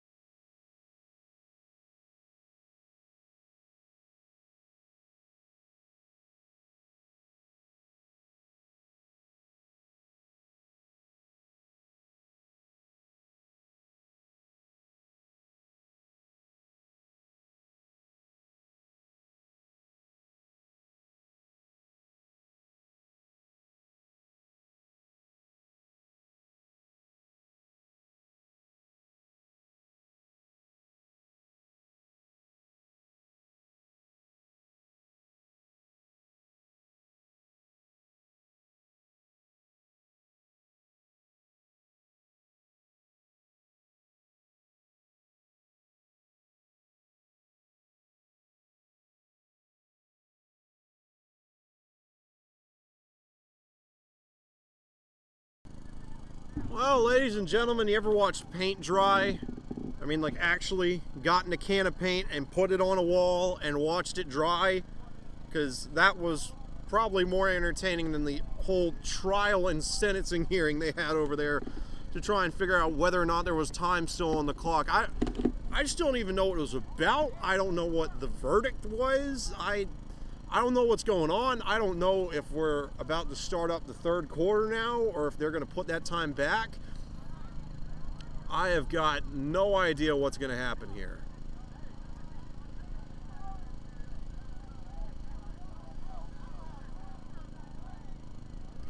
Though, I don't know. It looks like the Ravens are getting ready to receive a kick. So, I mean, we're definitely in whatever break that was, whatever Twilight Zone sort of limbo we were in.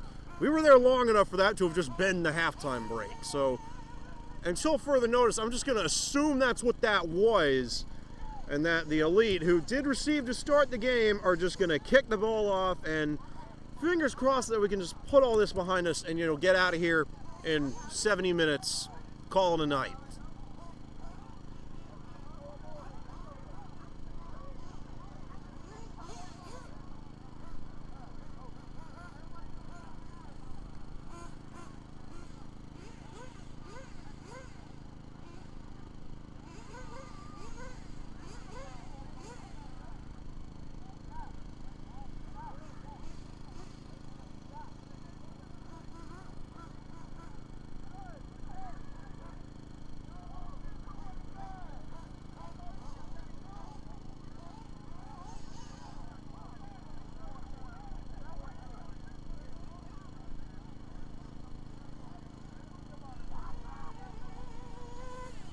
They're still arguing about it. I cannot believe this. They are still arguing about it. What the? Could we have not just said, put a minute back on the clock? If they score, they score. Let's just, that would have had to have been more simple than whatever this is. Could have brought in Ronnie Cochran and he would not have been able to figure this out. Sherlock Holmes would be scratching his head at this.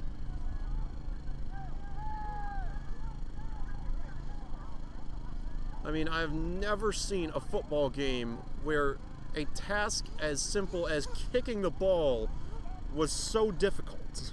This is absolutely insane.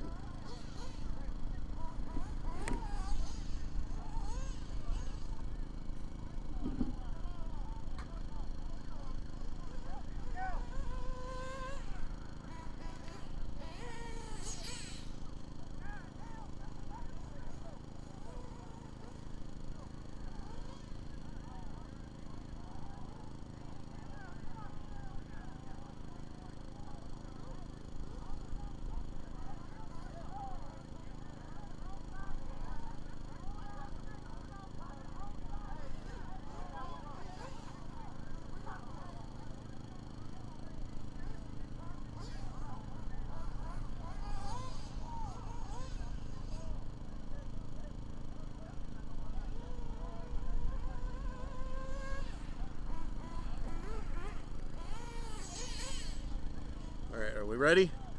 The Ravens look ready. The Elite are sort of ready. Still getting one more guy out there, it looks like. The sun is set. It's below the tree line.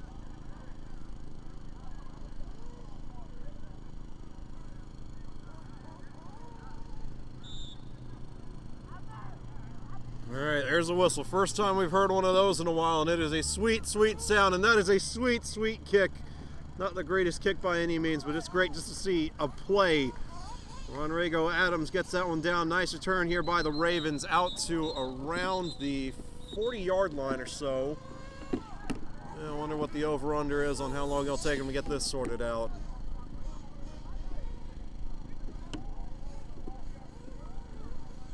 Going to be 1st and 10 for the Ravens whenever we come back.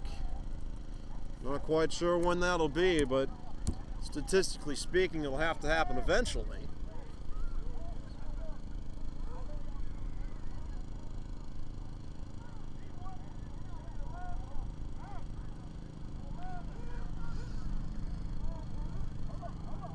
And now there's a stoppage because Oh, the Ravens thought they only had 4 linemen, but now they've recounted and I think they've got 5. Nope, now they're bringing someone else out there, so I guess they only did have 4 linemen.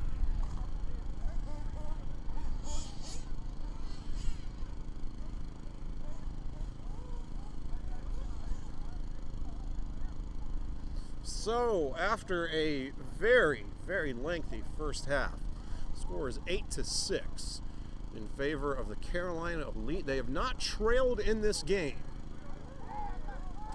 The Ravens had a chance to tie, but failed a 2-point conversion attempt on a pass to the corner of the end zone. Just came up short of the receiver. So here's 1st down and 10 for the Ravens. First snap they've taken in quite a while. We got trips to the left side of the field. And they swing the running back out to the right. Instead, the quarterback drops, rolls, and I forgot to keep up with him. Breaks 1 tackle, now tries to reverse field, catching some blocks and just slings it downfield. Somehow caught! What a play, and that is going to be a touchdown for the Ravens. Man, I cannot believe that worked. I doubt that's how they drew it up, but sometimes you're just in the right place at the right time. And just like that, the Elite trail for the first time in this contest. Your new score, 12-8 in favor of Alabama after a miracle pass gets them into the end zone. So they'll have a second chance at a 2-point conversion here. Going to try to make it a 6-point game.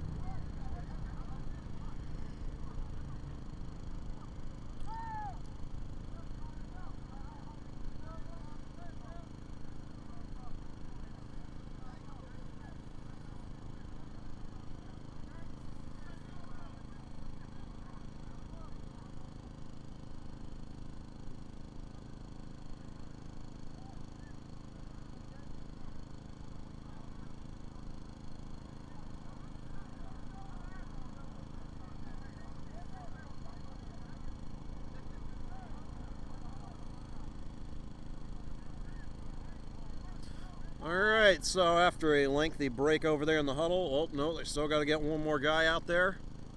And I guess they've got him now.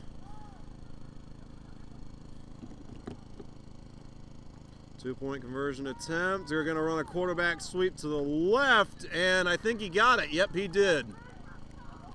2-point conversion attempt is good. Your new score, 14-8 in favor of the Ravens in a game that had stagnated dramatically. We have finally got some action. Alabama on top by 6. And the Elite are going to have to face their first deficit of the game when we come back for Alabama's kickoff. We'll return in a moment.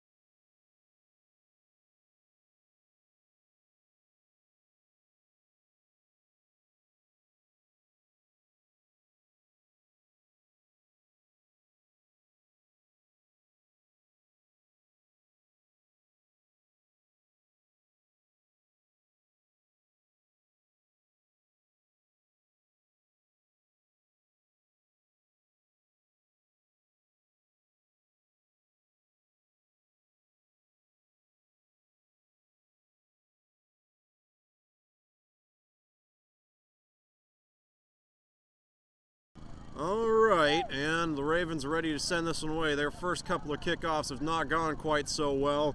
They're using a holder this time around. Let's see if this one gets any further than the past two have. And it does not look like it will. Oh, that's a live ball, and man, takes an Elite hop out of bounds. They caught a huge break there. That could have been a massive turnover. They touched that ball. That was live. Alabama was free to recover that one, and man, fortunately for Carolina, it did hop out of bounds, but that was a huge mental error.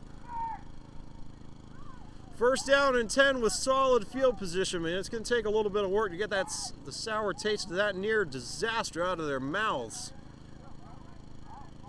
Looks like Tyler Landrum will be the quarterback on this drive. He and Scotland have been alternating drives, but again, this is only the 4th possession the Elite have had all game. The Ravens have really controlled time of possession in this one. 2 receivers on either side of the set. Alabama still trying to get set. They run this with Landrum, a read option keeper. Now he's breaking to the left side of the field. Falls over after a medium-sized gain. Going to bring up 2nd down, and if I had to guess, around 4. Wait and see exactly where this gets spotted, though.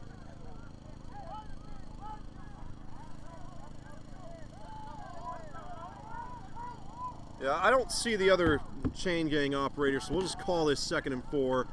And got a screen pass to the left side of the field. Gets a couple. And looked like a gain of 3 or so. 3rd down and 1, I would imagine, is going to be where this ends up. Though, nope, that's enough for a first. And that's going to make it, yep, 1st down and 10 here for Carolina. Sticking with that same formation, Jesse Terman in the backfield. If not run it with him yet. Landrum back to pass, looking long, and now takes off, or at least tries to. Heaves that one away over to the Elite sideline. And that's going to bring up 2nd down and 10. The officials are trying to sort this one out, or no, I think they were just trying to get the ball back. Went pretty far out of the field of play there. 2nd down and 10 now.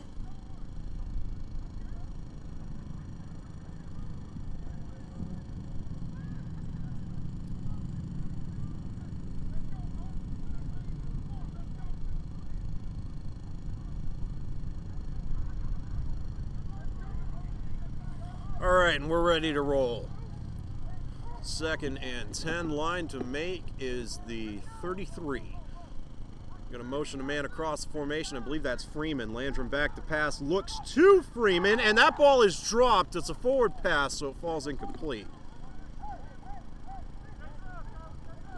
Freeman, the intended receiver on that one. Going to bring up 3rd down and 10. Really don't know that he would have been going anywhere if he caught that one. Was pretty well behind the line of scrimmage and hung in the air for a while as well. Again, Landrum, a somewhat more accurate passer than Scotland, but Scotland has a slightly stronger arm.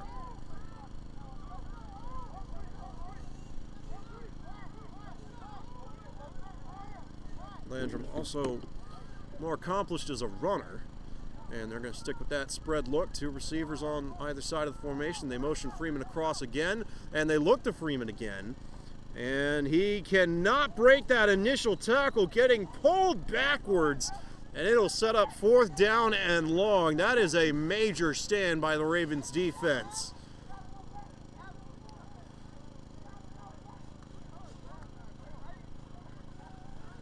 And pardon me, I said the line to make was the 33. I think it's actually the 23. So this is going to be 4th down and about 13 from right around the 40-yard line. You're down in the 3rd quarter. The Ravens have really been controlling time of possession. It's tempting to go for this.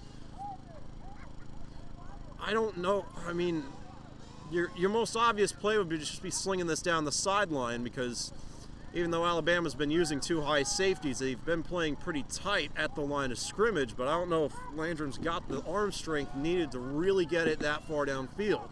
But they will go for it. Landrum back to throw, has to roll out, slings this over the middle, and they're going to have to break some serious tackles, and it got awfully close. I think they made it. Yes, they did. 1st down, Carolina. What a play there.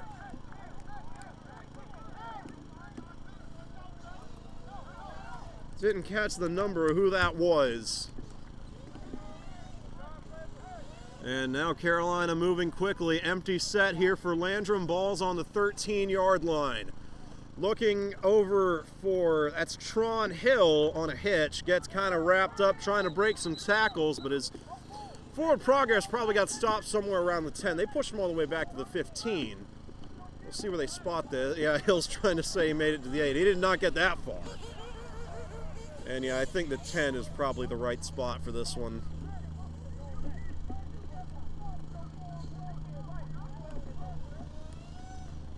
Oh, and that's the same equipment. The Brian Simmons was the one with that 4th down conversion, I believe. Because he had on red pants and red socks. And I saw him trotting off the field with that same kind of get-up. So I believe Brian Williams was the one with that conversion. 2nd down coming up here. I think it's like 2nd down and 8, something like that. And they're going to run this up the middle. First carry for Turman on this possession. Or check that, that is Jamar Brown. And he gets a couple. 3rd down coming up inside the 10-yard line now. They could still pick up a first without scoring. Right around 3rd and 5.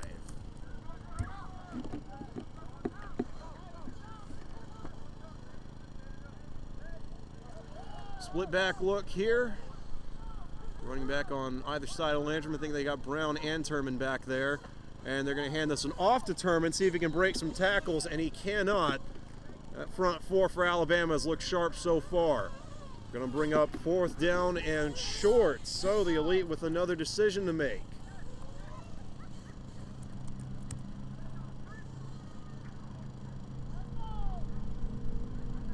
I don't see the other down and distance marker. I think this is 4th and 4, but it could just as easily be 4th and goal. And they're going to run a quarterback ISO with Landrum, and that got awfully close. Should have at least picked up a 1st down. I don't think he scored. Tron Hill thinks he scored. Or no, check that. That's number 18. Kel Williams putting his arms up in the air. I thought Landrum was short, but again, I haven't seen the other down operators. I really think there's only one out there right now. I would have thought that'd be enough to pick up a first anyway, so assuming that's the case, I'm not sure what the fuss is. And yeah, it does look like they got the 1st down, just not the touchdown. And now we got a stoppage. Carolina trying to move quickly there. They might not have been set. 1st down and goal, when we come back, not sure what the infraction was. They may have just taken a timeout. But nice play design there by the Elite on 4th and short, and hey, even better running there by Tyler Landrum. He just wanted that one more than the Alabama defense did. He was not going to go down. So they're able to pick up the first, now situated right on the 1-yard line. They got 4 cracks at it. And that's assuming we don't have any penalties against Alabama. There have been a lot, or at least in the first half. I appreciate the refs kind of letting up with it here. They're not throwing flags on every other play like they were through the first 2 quarters.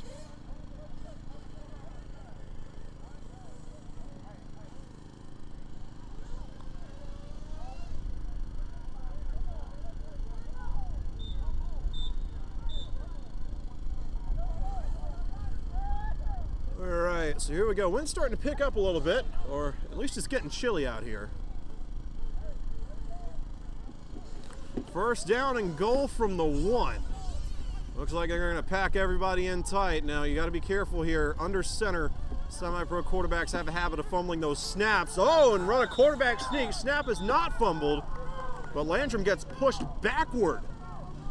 The offensive line just not ready for that one. Might have lost a yard. And now we've got one of the players on the Elite roster a little shaken up. He's back up. Nice sportsmanship there by the Ravens to help him back on his feet. One of the offensive linemen, number 56, I believe. Going to be Jordan Adams. Looks like he's okay.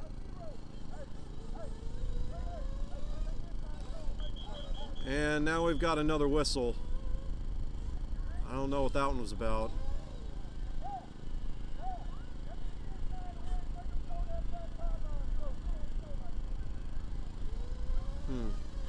All right, and judging by the down and distance marker, I guess that's what the holdup is. It looks like I miscounted, so I thought I was right, but apparently this is 4th down and goal. What we just saw was 3rd and goal. So my only guess is that the hitch caught by Tron Hill a couple of plays ago ended up picking a first down when we crossed the 10, and so then it was first and goal from around the 8 or so, and they've been working with that.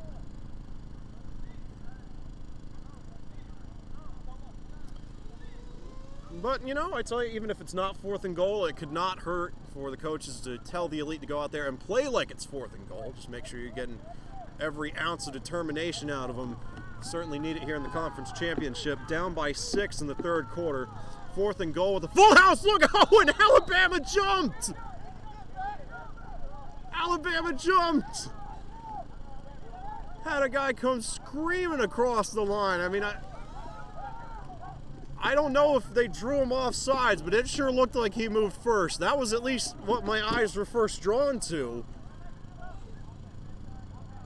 If they saw somebody on the Elite side move, they would have had to been paying more attention than I was. All right, now, I think they're just going to call it off. So we'll keep it at 4th and goal. 3 men in the backfield, and they run this to the outside, and Alabama was all over that. Not a chance. Ball came out, knee was down, but that is going to be a goal line stand by the Alabama Ravens. Man, what a play.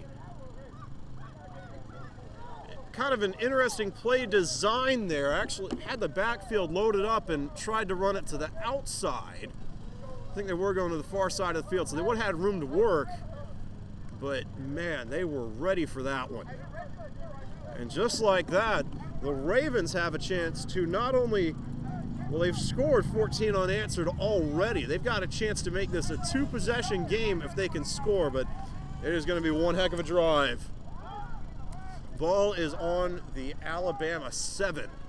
They've got some driving to do.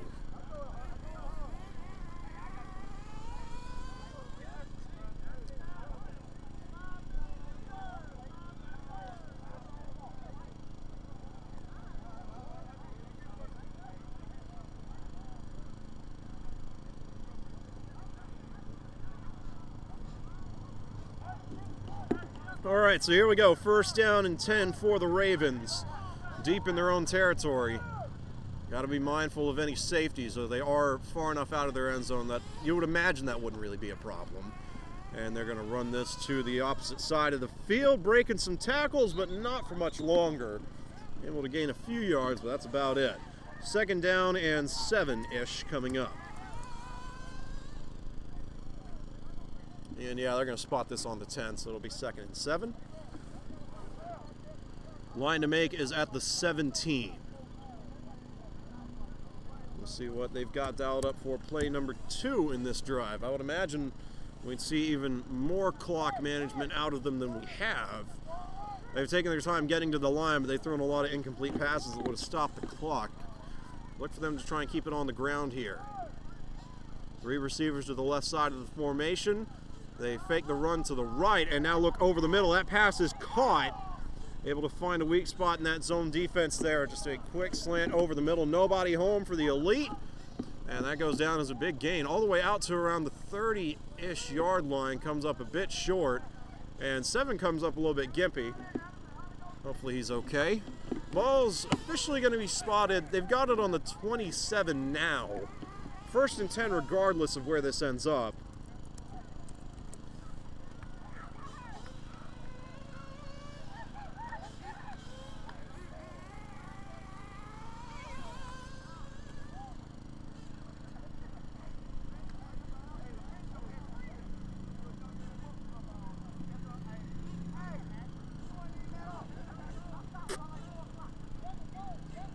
All right, looks like the Ravens have the play in.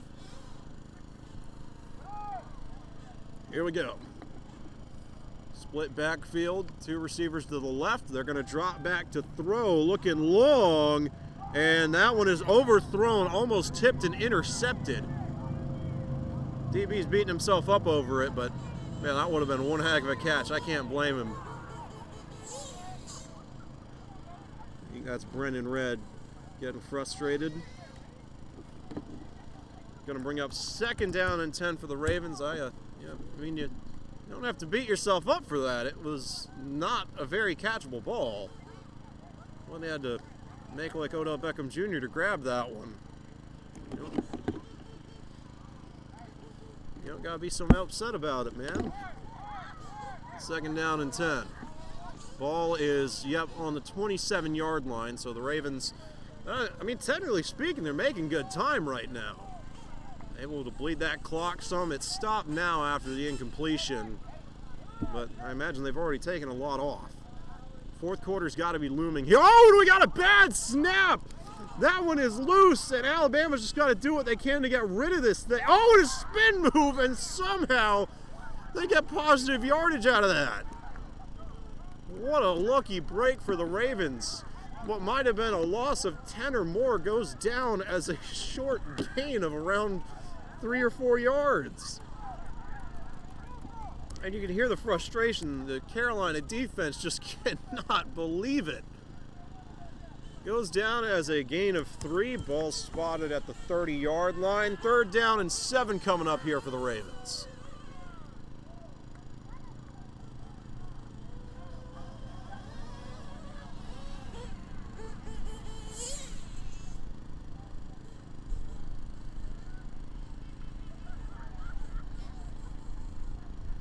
Alabama taking their time. Getting to the line now, split backfield look. 1 receiver to the right of the formation, 2 to the left. And now they send one of those running backs into the set as well. So trips to the left of the field. Back to pass and got a lot of time to throw. Has a man behind the defense. Pass is caught. And now Carolina struggling to just make the tackle. That is a huge play for the Ravens. Number 81 with the catch. Just a post right down the middle, and I tell you, there's not much to that one. He just outran all of the defensive backs on that one, and the quarterback put it right where he could grab it. 1st down and 10 for Alabama, able to convert on the 3rd down from their own 30-yard line. Now deep in Carolina territory. Ball is spotted, on the elite 33. Almost, I think about a 57-yard gain on that one.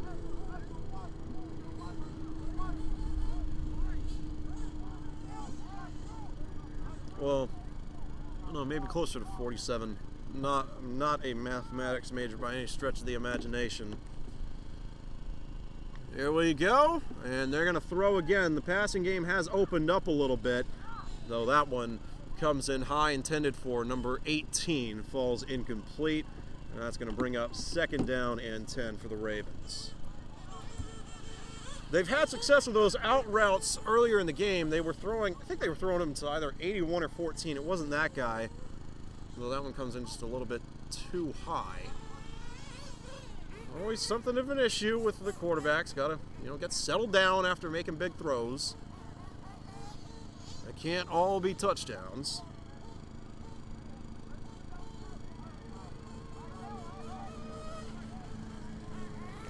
Here's 2nd and 10.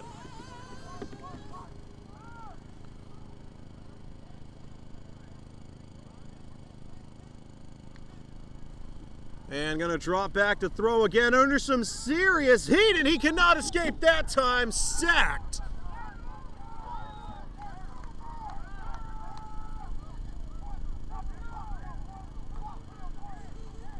I think that was number 56. It was either him or Jamar Brown. They're both out there.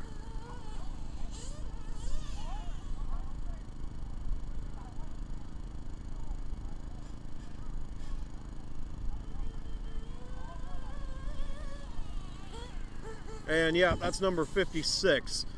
Going to be Jordan Adams with the sack on that one. Not a huge loss, but a great way to slow down that Alabama offense after they'd found some momentum. Line of scrimmage moves back to the 34. 2nd down and pretty long here, or 3rd and pretty long. We'll keep it at 3rd and 10. I'm not sure the exact number, but it's longer than 3rd and 10, probably 3rd and 15-ish. And going to drop back to throw. Just dumps this off in the flat to his running back. Makes one man partially miss and gets dragged down pretty close to where I imagine the line to gain would be. This spot, there is a lot riding on where the officials put this thing. Let's see where they set it down.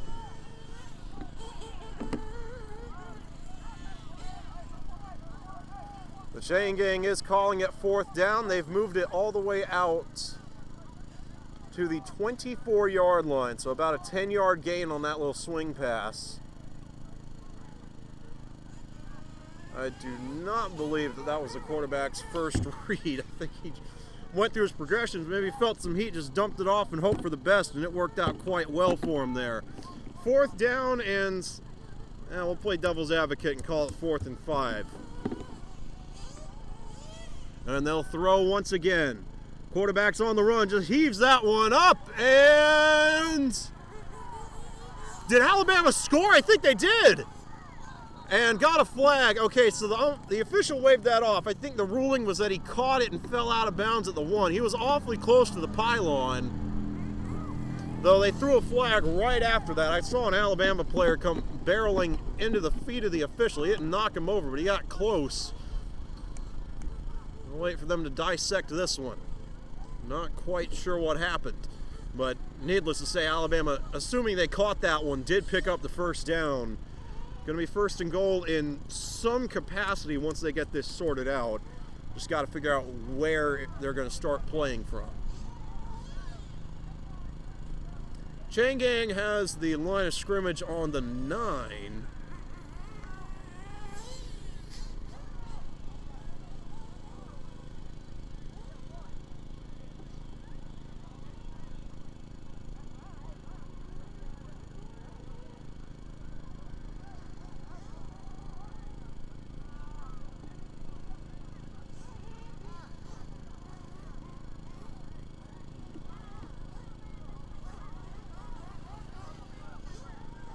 And I think they're waving the flag off.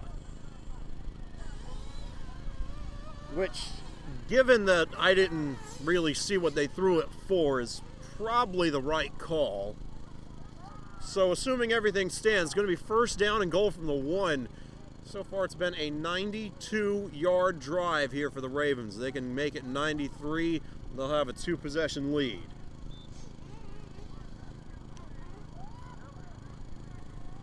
First and goal, and it does look like they've pushed the line of scrimmage back a little bit. I'll double check on it, but right now they've got it at the 5. And through the binoculars, it looks like the ball itself is spotted a little closer to the 1.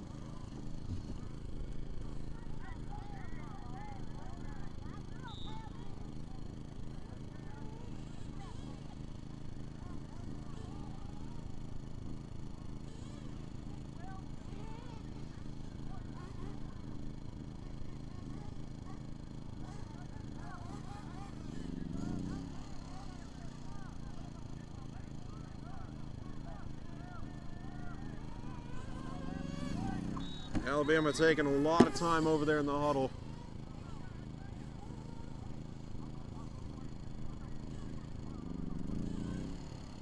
And I think our generator is about to go out. That is like worst case scenario, because we do not have a backup plan for that. I even put an extra gallon of gas in it today. But it is, yeah, I mean, everything else will stay on, but there's no way to keep the camera powered on. Yeah, I guess I'll go tend to that real quick. I don't know what they're sorting out here, but yeah, fingers crossed that this holds up, because that camera will not last long on battery power.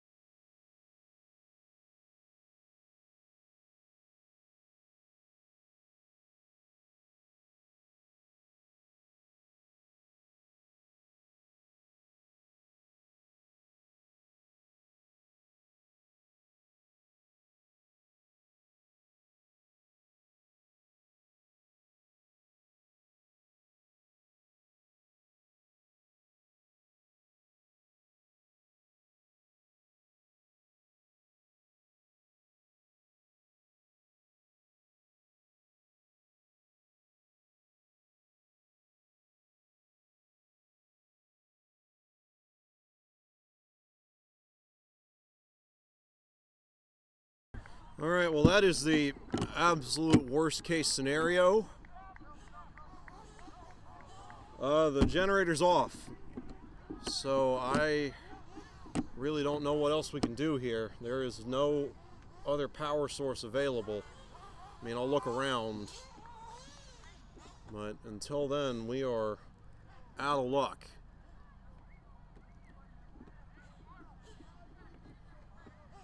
Had an incomplete pass thrown there on first down and goal. We're going to bring up second down and goal. I guess we can do radio style announcing, but this is really bad.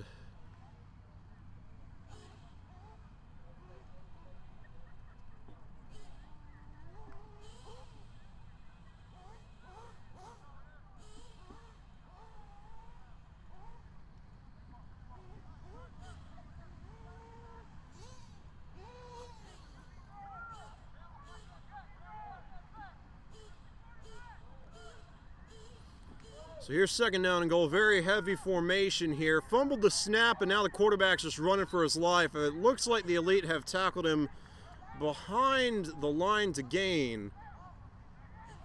Might have lost a yard or two, may have made it back to the line of scrimmage, but definitely did not get into the end zone.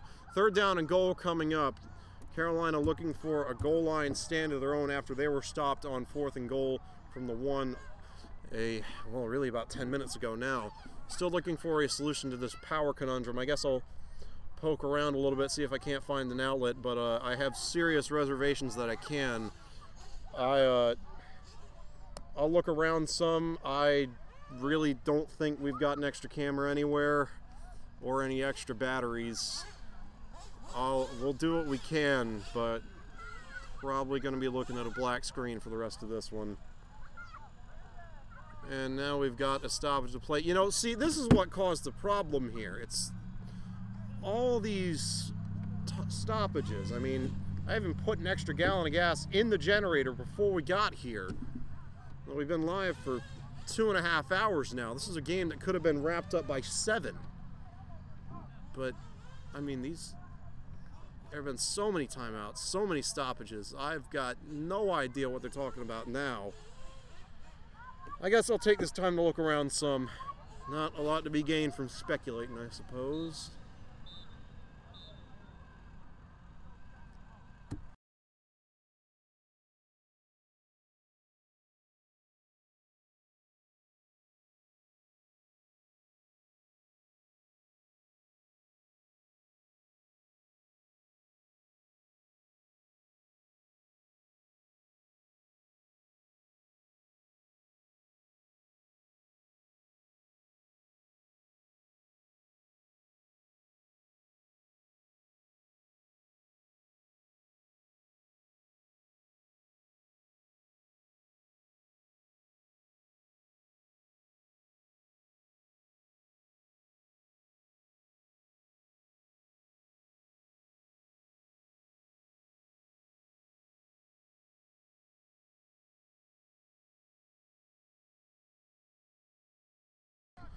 All right, have not found an extra outlet yet. Third down and goal here for the Ravens, running a quarterback sweep to the far side of the field, and they have scored. Touchdown, Alabama. So make it 20-8 here in the championship game, or the conference championship game, I should say. Alabama up by 2 possessions. They've scored 20 unanswered points. We still got the fourth quarter to go, but the Elite need to get something rolling here as we gear up for what will probably be an Alabama 2-point attempt.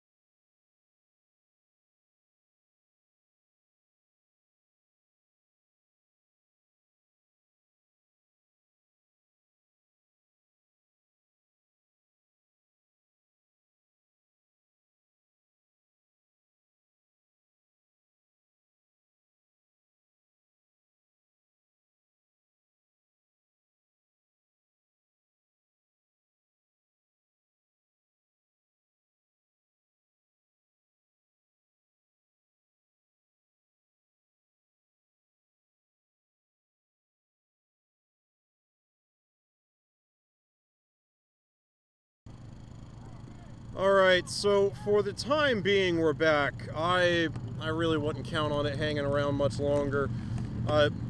Let it sit there for a minute, flipped a couple of switches in one way, flipped them back, and now it appears to be running okay again, but I would not count on it too much.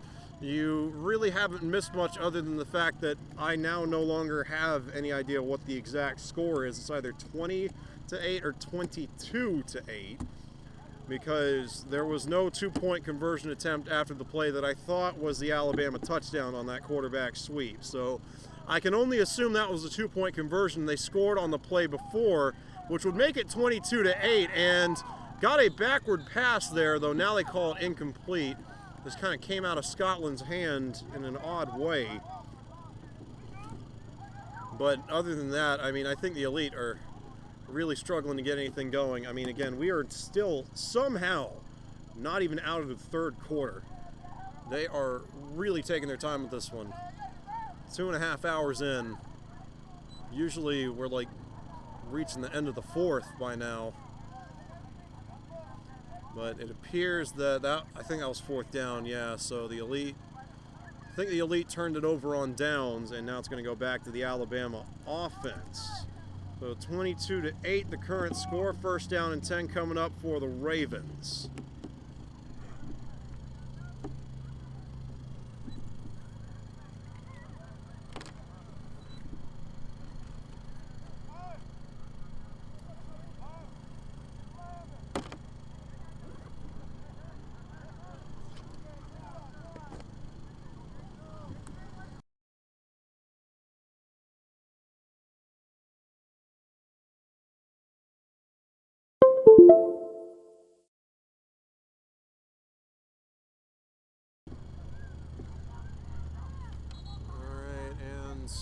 Missed the play, trying to get some stuff hooked up. Phone actually went dead a moment ago. Got to get it plugged back in. Looks like we didn't miss much, just a little run up the middle there from the Ravens. Coach is telling them to wind the clock. Definitely a good decision when you're up like this. Current lead is at 14. Second down and around, we'll call it 2nd and 5 just to be safe. Might be closer to 2nd and 7.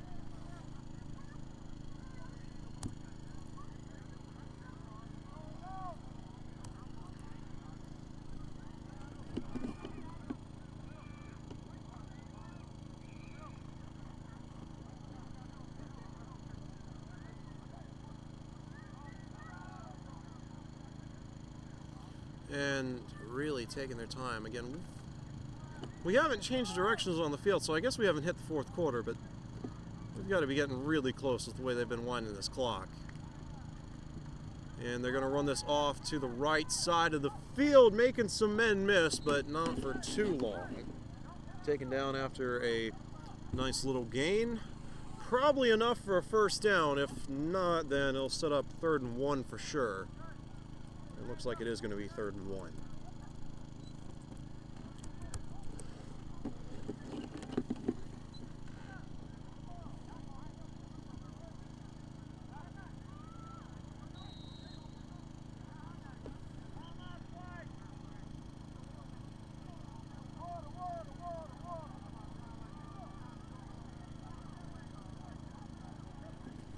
And I think I heard him say flag on the play. I don't know what else is new.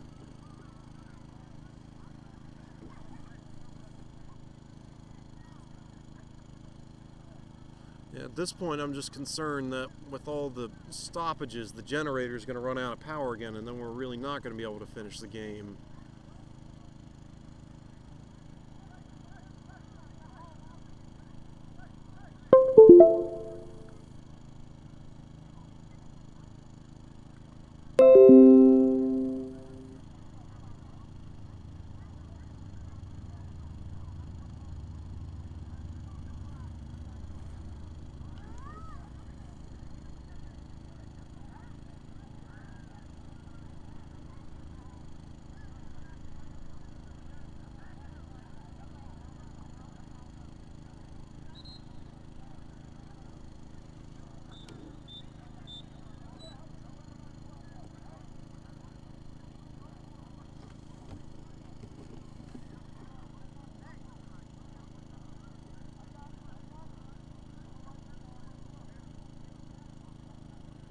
All right, now I don't know if that was a flag on the play or a timeout, but I guess it served the same purpose because both teams really got a breather after that one. 3rd down and 1 coming up here for the Ravens.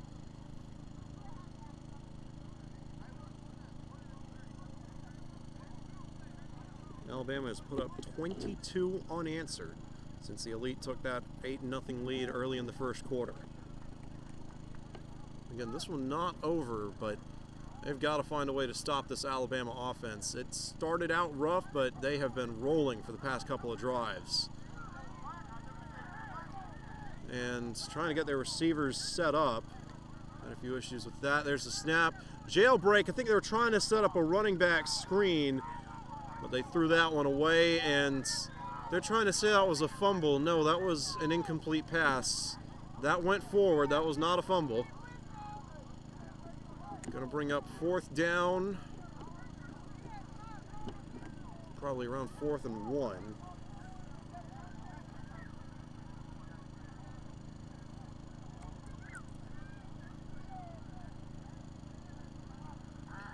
So Carolina's got a chance to get off the field here. They could really use a stop. Don't want to play devil's advocate too much, but with the struggles the Elite offense has had as of late, I mean, another score here by the Ravens might put it away.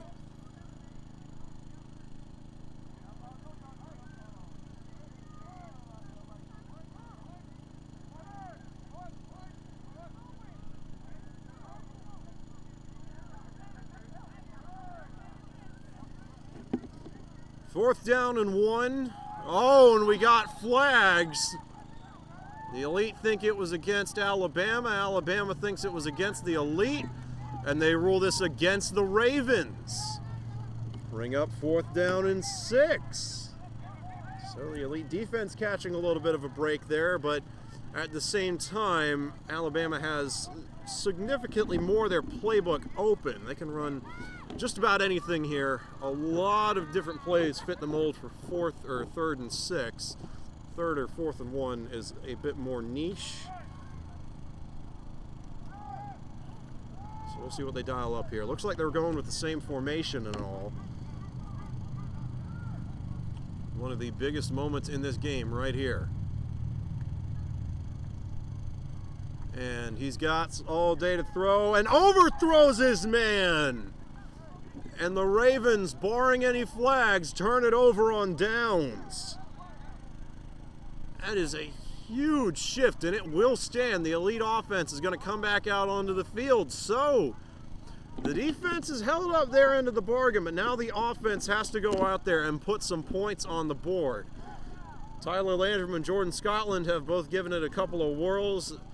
Hasn't been a ton of consistency with either one. The running game of Landrum seems to have given Alabama a couple more problems, but for the most part, they've had answers to just about everything that Carolina has tried to do.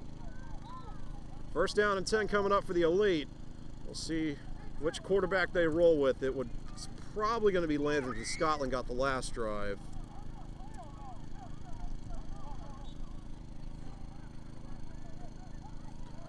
And yep, it will be Tyler Landrum. Empty set here. Or no, I see a running back there with him. And just going to try and start this out with a smoke route to the right-hand side of the field. And receiver gets hammered there. Tron Hill with the catch. Might have gained 2 yards. Carolina moving quickly. 2nd down and around 7 coming up.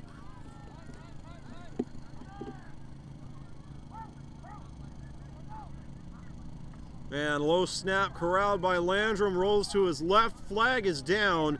He's going to take off, and this is probably coming back, more than likely a hold against the Elite. We'll check the signal from the referee.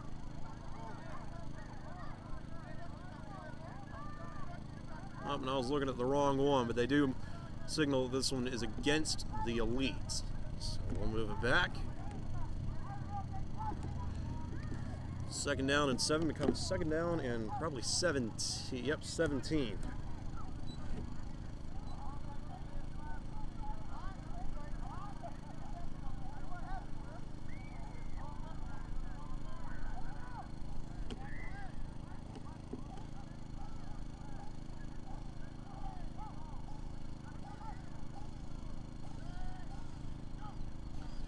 And Landrum back to throw, under pressure and cannot escape.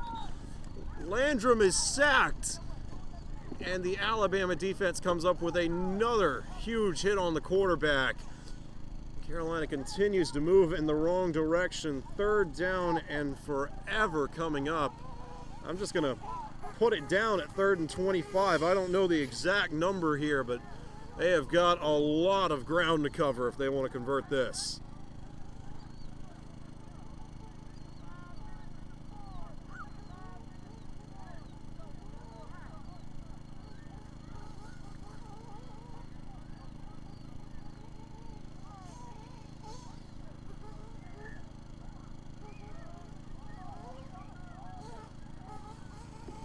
So here's 3rd and forever, and we've got flags because why not?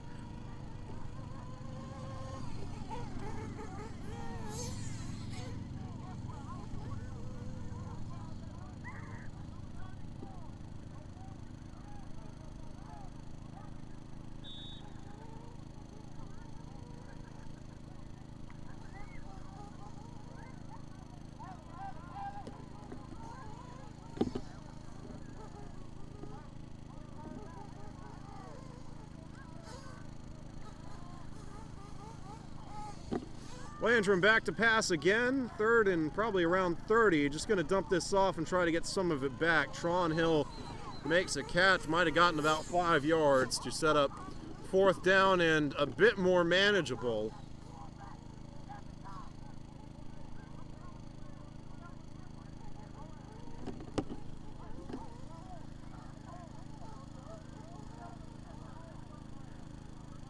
I don't even know anymore.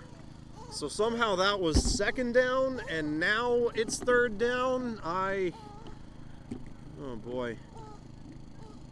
I'd love to have some of whatever these referees are on.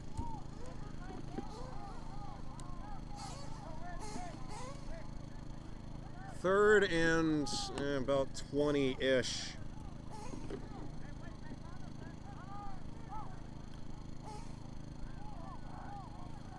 Two receivers on either side of the formation. The Landrum going to motion Tron Hill to the other side and now looks for Hill, who is blown up immediately. Pass actually falls incomplete. And now I think we're going to have 4th down.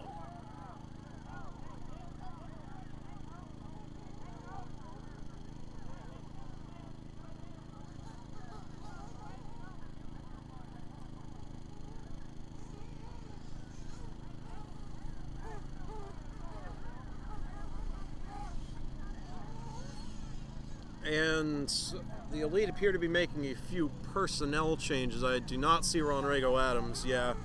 So Tyler Landrum's going to stick it out. 4th down and 20 coming up. We got to convert to stay alive, though. I mean, to the best of my knowledge, somehow or another, we're still not out of the 3rd quarter. I mean, the math does not add up. They had to have switched at some point, and I just missed it. Like they didn't switch sides of the field or something. Because there's no way the 3rd quarter could have gone on this long. And Landrum is going to be sacked, and that'll do it for this drive. The Alabama defense puts on the pressure, and it pays off once more. Landrum goes down, and that is the end of this drive. That one did not last long. Carolina started moving in the wrong direction and could not bring it back in. 1st and 10 from the Ravens, deep in Carolina territory.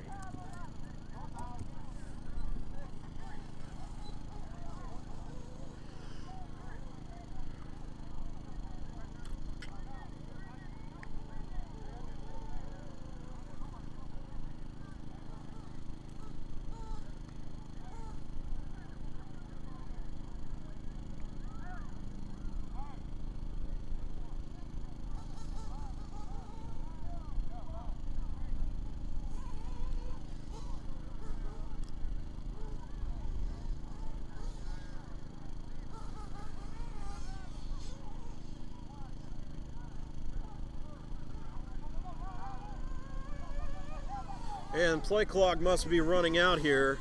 Ravens hurrying back to the line of scrimmage. Here we go. 1st and 10. Again, ball's around the 24-yard line, and Alabama's going to send this up the middle. They try to break it to the outside, and Might have lost a couple of yards there. Going to bring up 2nd down and around 12, though. At this point, yardage is probably taking a back seat to the priority of just running this clock out. A berth in the NDFL championship game is on the line. And I tell you what, I'm just going to go ahead and change it to say 4th quarter, because if it's not already the 4th, we got to be getting awfully close. There is no way that this 3rd quarter could have lasted almost an hour now. There have been stoppages, but not that many. I don't know why they didn't swap sides of the field, but I don't know. I guess I must have missed it. Maybe I wasn't paying close enough attention. It would not be the first time that's happened to me. Here's 2nd down and around 12.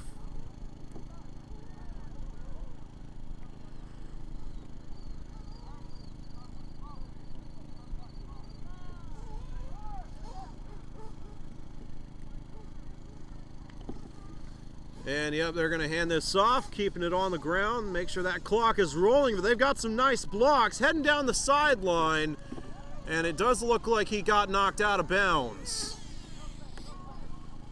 Big run there for the Ravens, probably enough to pick up a 1st down. I think we got 1st and goal coming up. So we got a very fancy whistle. Is that the end of the quarter? Oh boy. I don't know, it must be the end of the game if they're fighting like this. Here we go, the obligatory semi-pro brawl.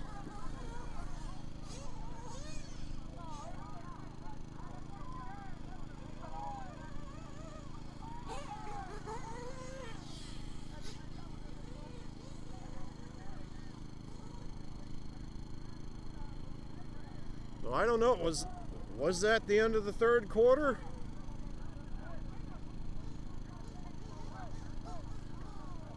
I mean, the leader's still on that end of the field. I don't know what that whistle was all about. I've never heard that sequence before.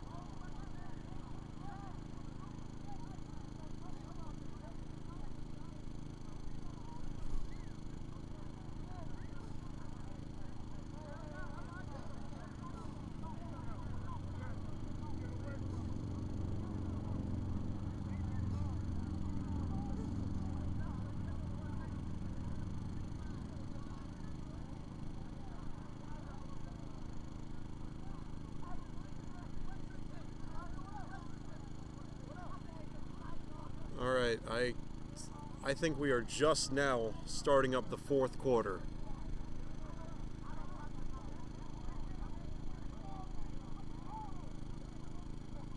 Or no, now they're moving the... So I guess they said that the Ravens picked up that 1st down, and then the flag that they threw when both sides started jawing was against Alabama, so they moved them back 15 yards or so. I think that's what happened. Not 100% sure.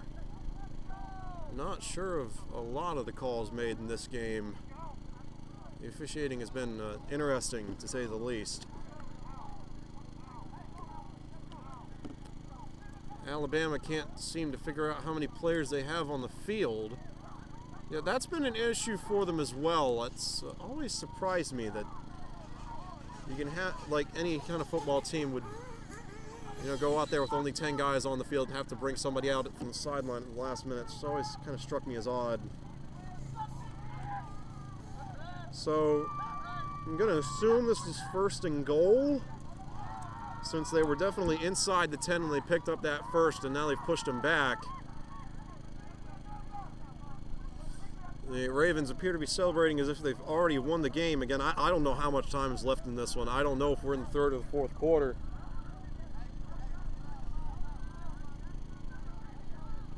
A lot of unanswered questions here.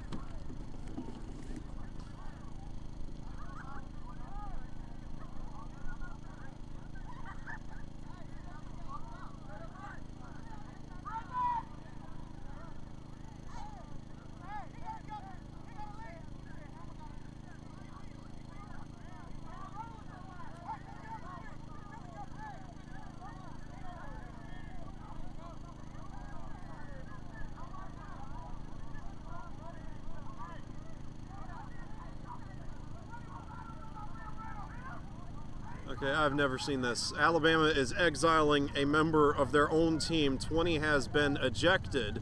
So I guess he was the one that caused the flag to be thrown a couple of moments ago during that scuffle. And now they've booted him out, but it was Alabama that sent him out, not the officials. So it looked more like an episode of Survivor than a football ejection. And now he's got to take the walk of shame all the way down the track and into the Twilight Zone, or wherever his car is, I guess.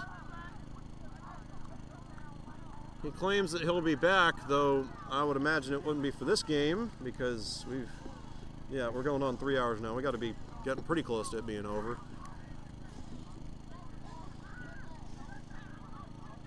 He's still talking.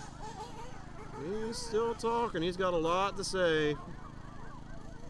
I don't think anybody can hear him over there. Oh dear. First down and goal here for the Ravens. Ball is right around the 17-yard line, I believe. Somewhere in that neighborhood. Not even sure if it's first and goal or not. I think it's first and goal because Alabama got down to the one and then got called for that personal foul, so I'm assuming that moved them back. And that run is stopped for no gain. Might have lost a yard, actually. Second down and goal coming up here for the Ravens.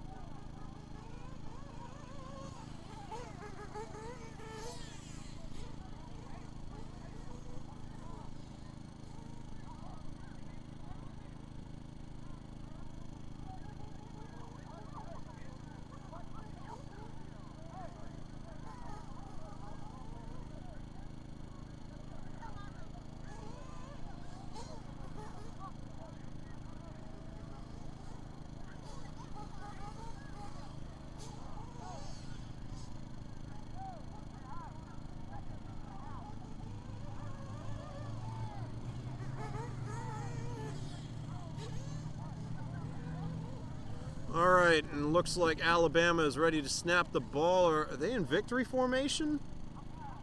No, that's a full house.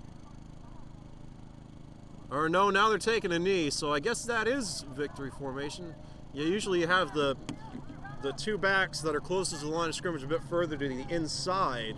They were kind of flexed out, so it looked like a really old school, almost wishbone style formation. You see it every now and then. Some NFL teams like to run it on the goal line. You have your standard one back and then effectively two fullbacks lined up in front of him on either side.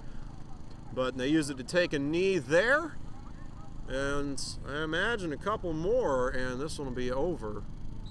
Unless the Elite want to take timeouts. Or the Ravens want to take timeouts too. I suppose they could do that, though. Oh boy, this isn't good. Now we've got...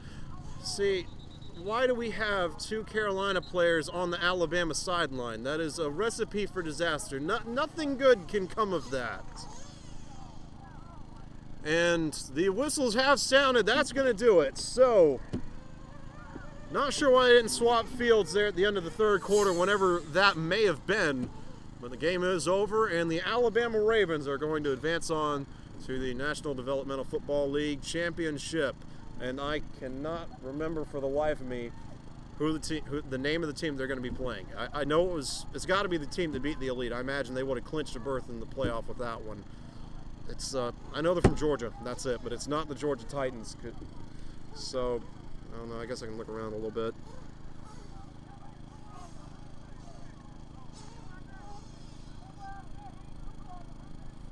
Trying to figure out who it is. I really don't remember.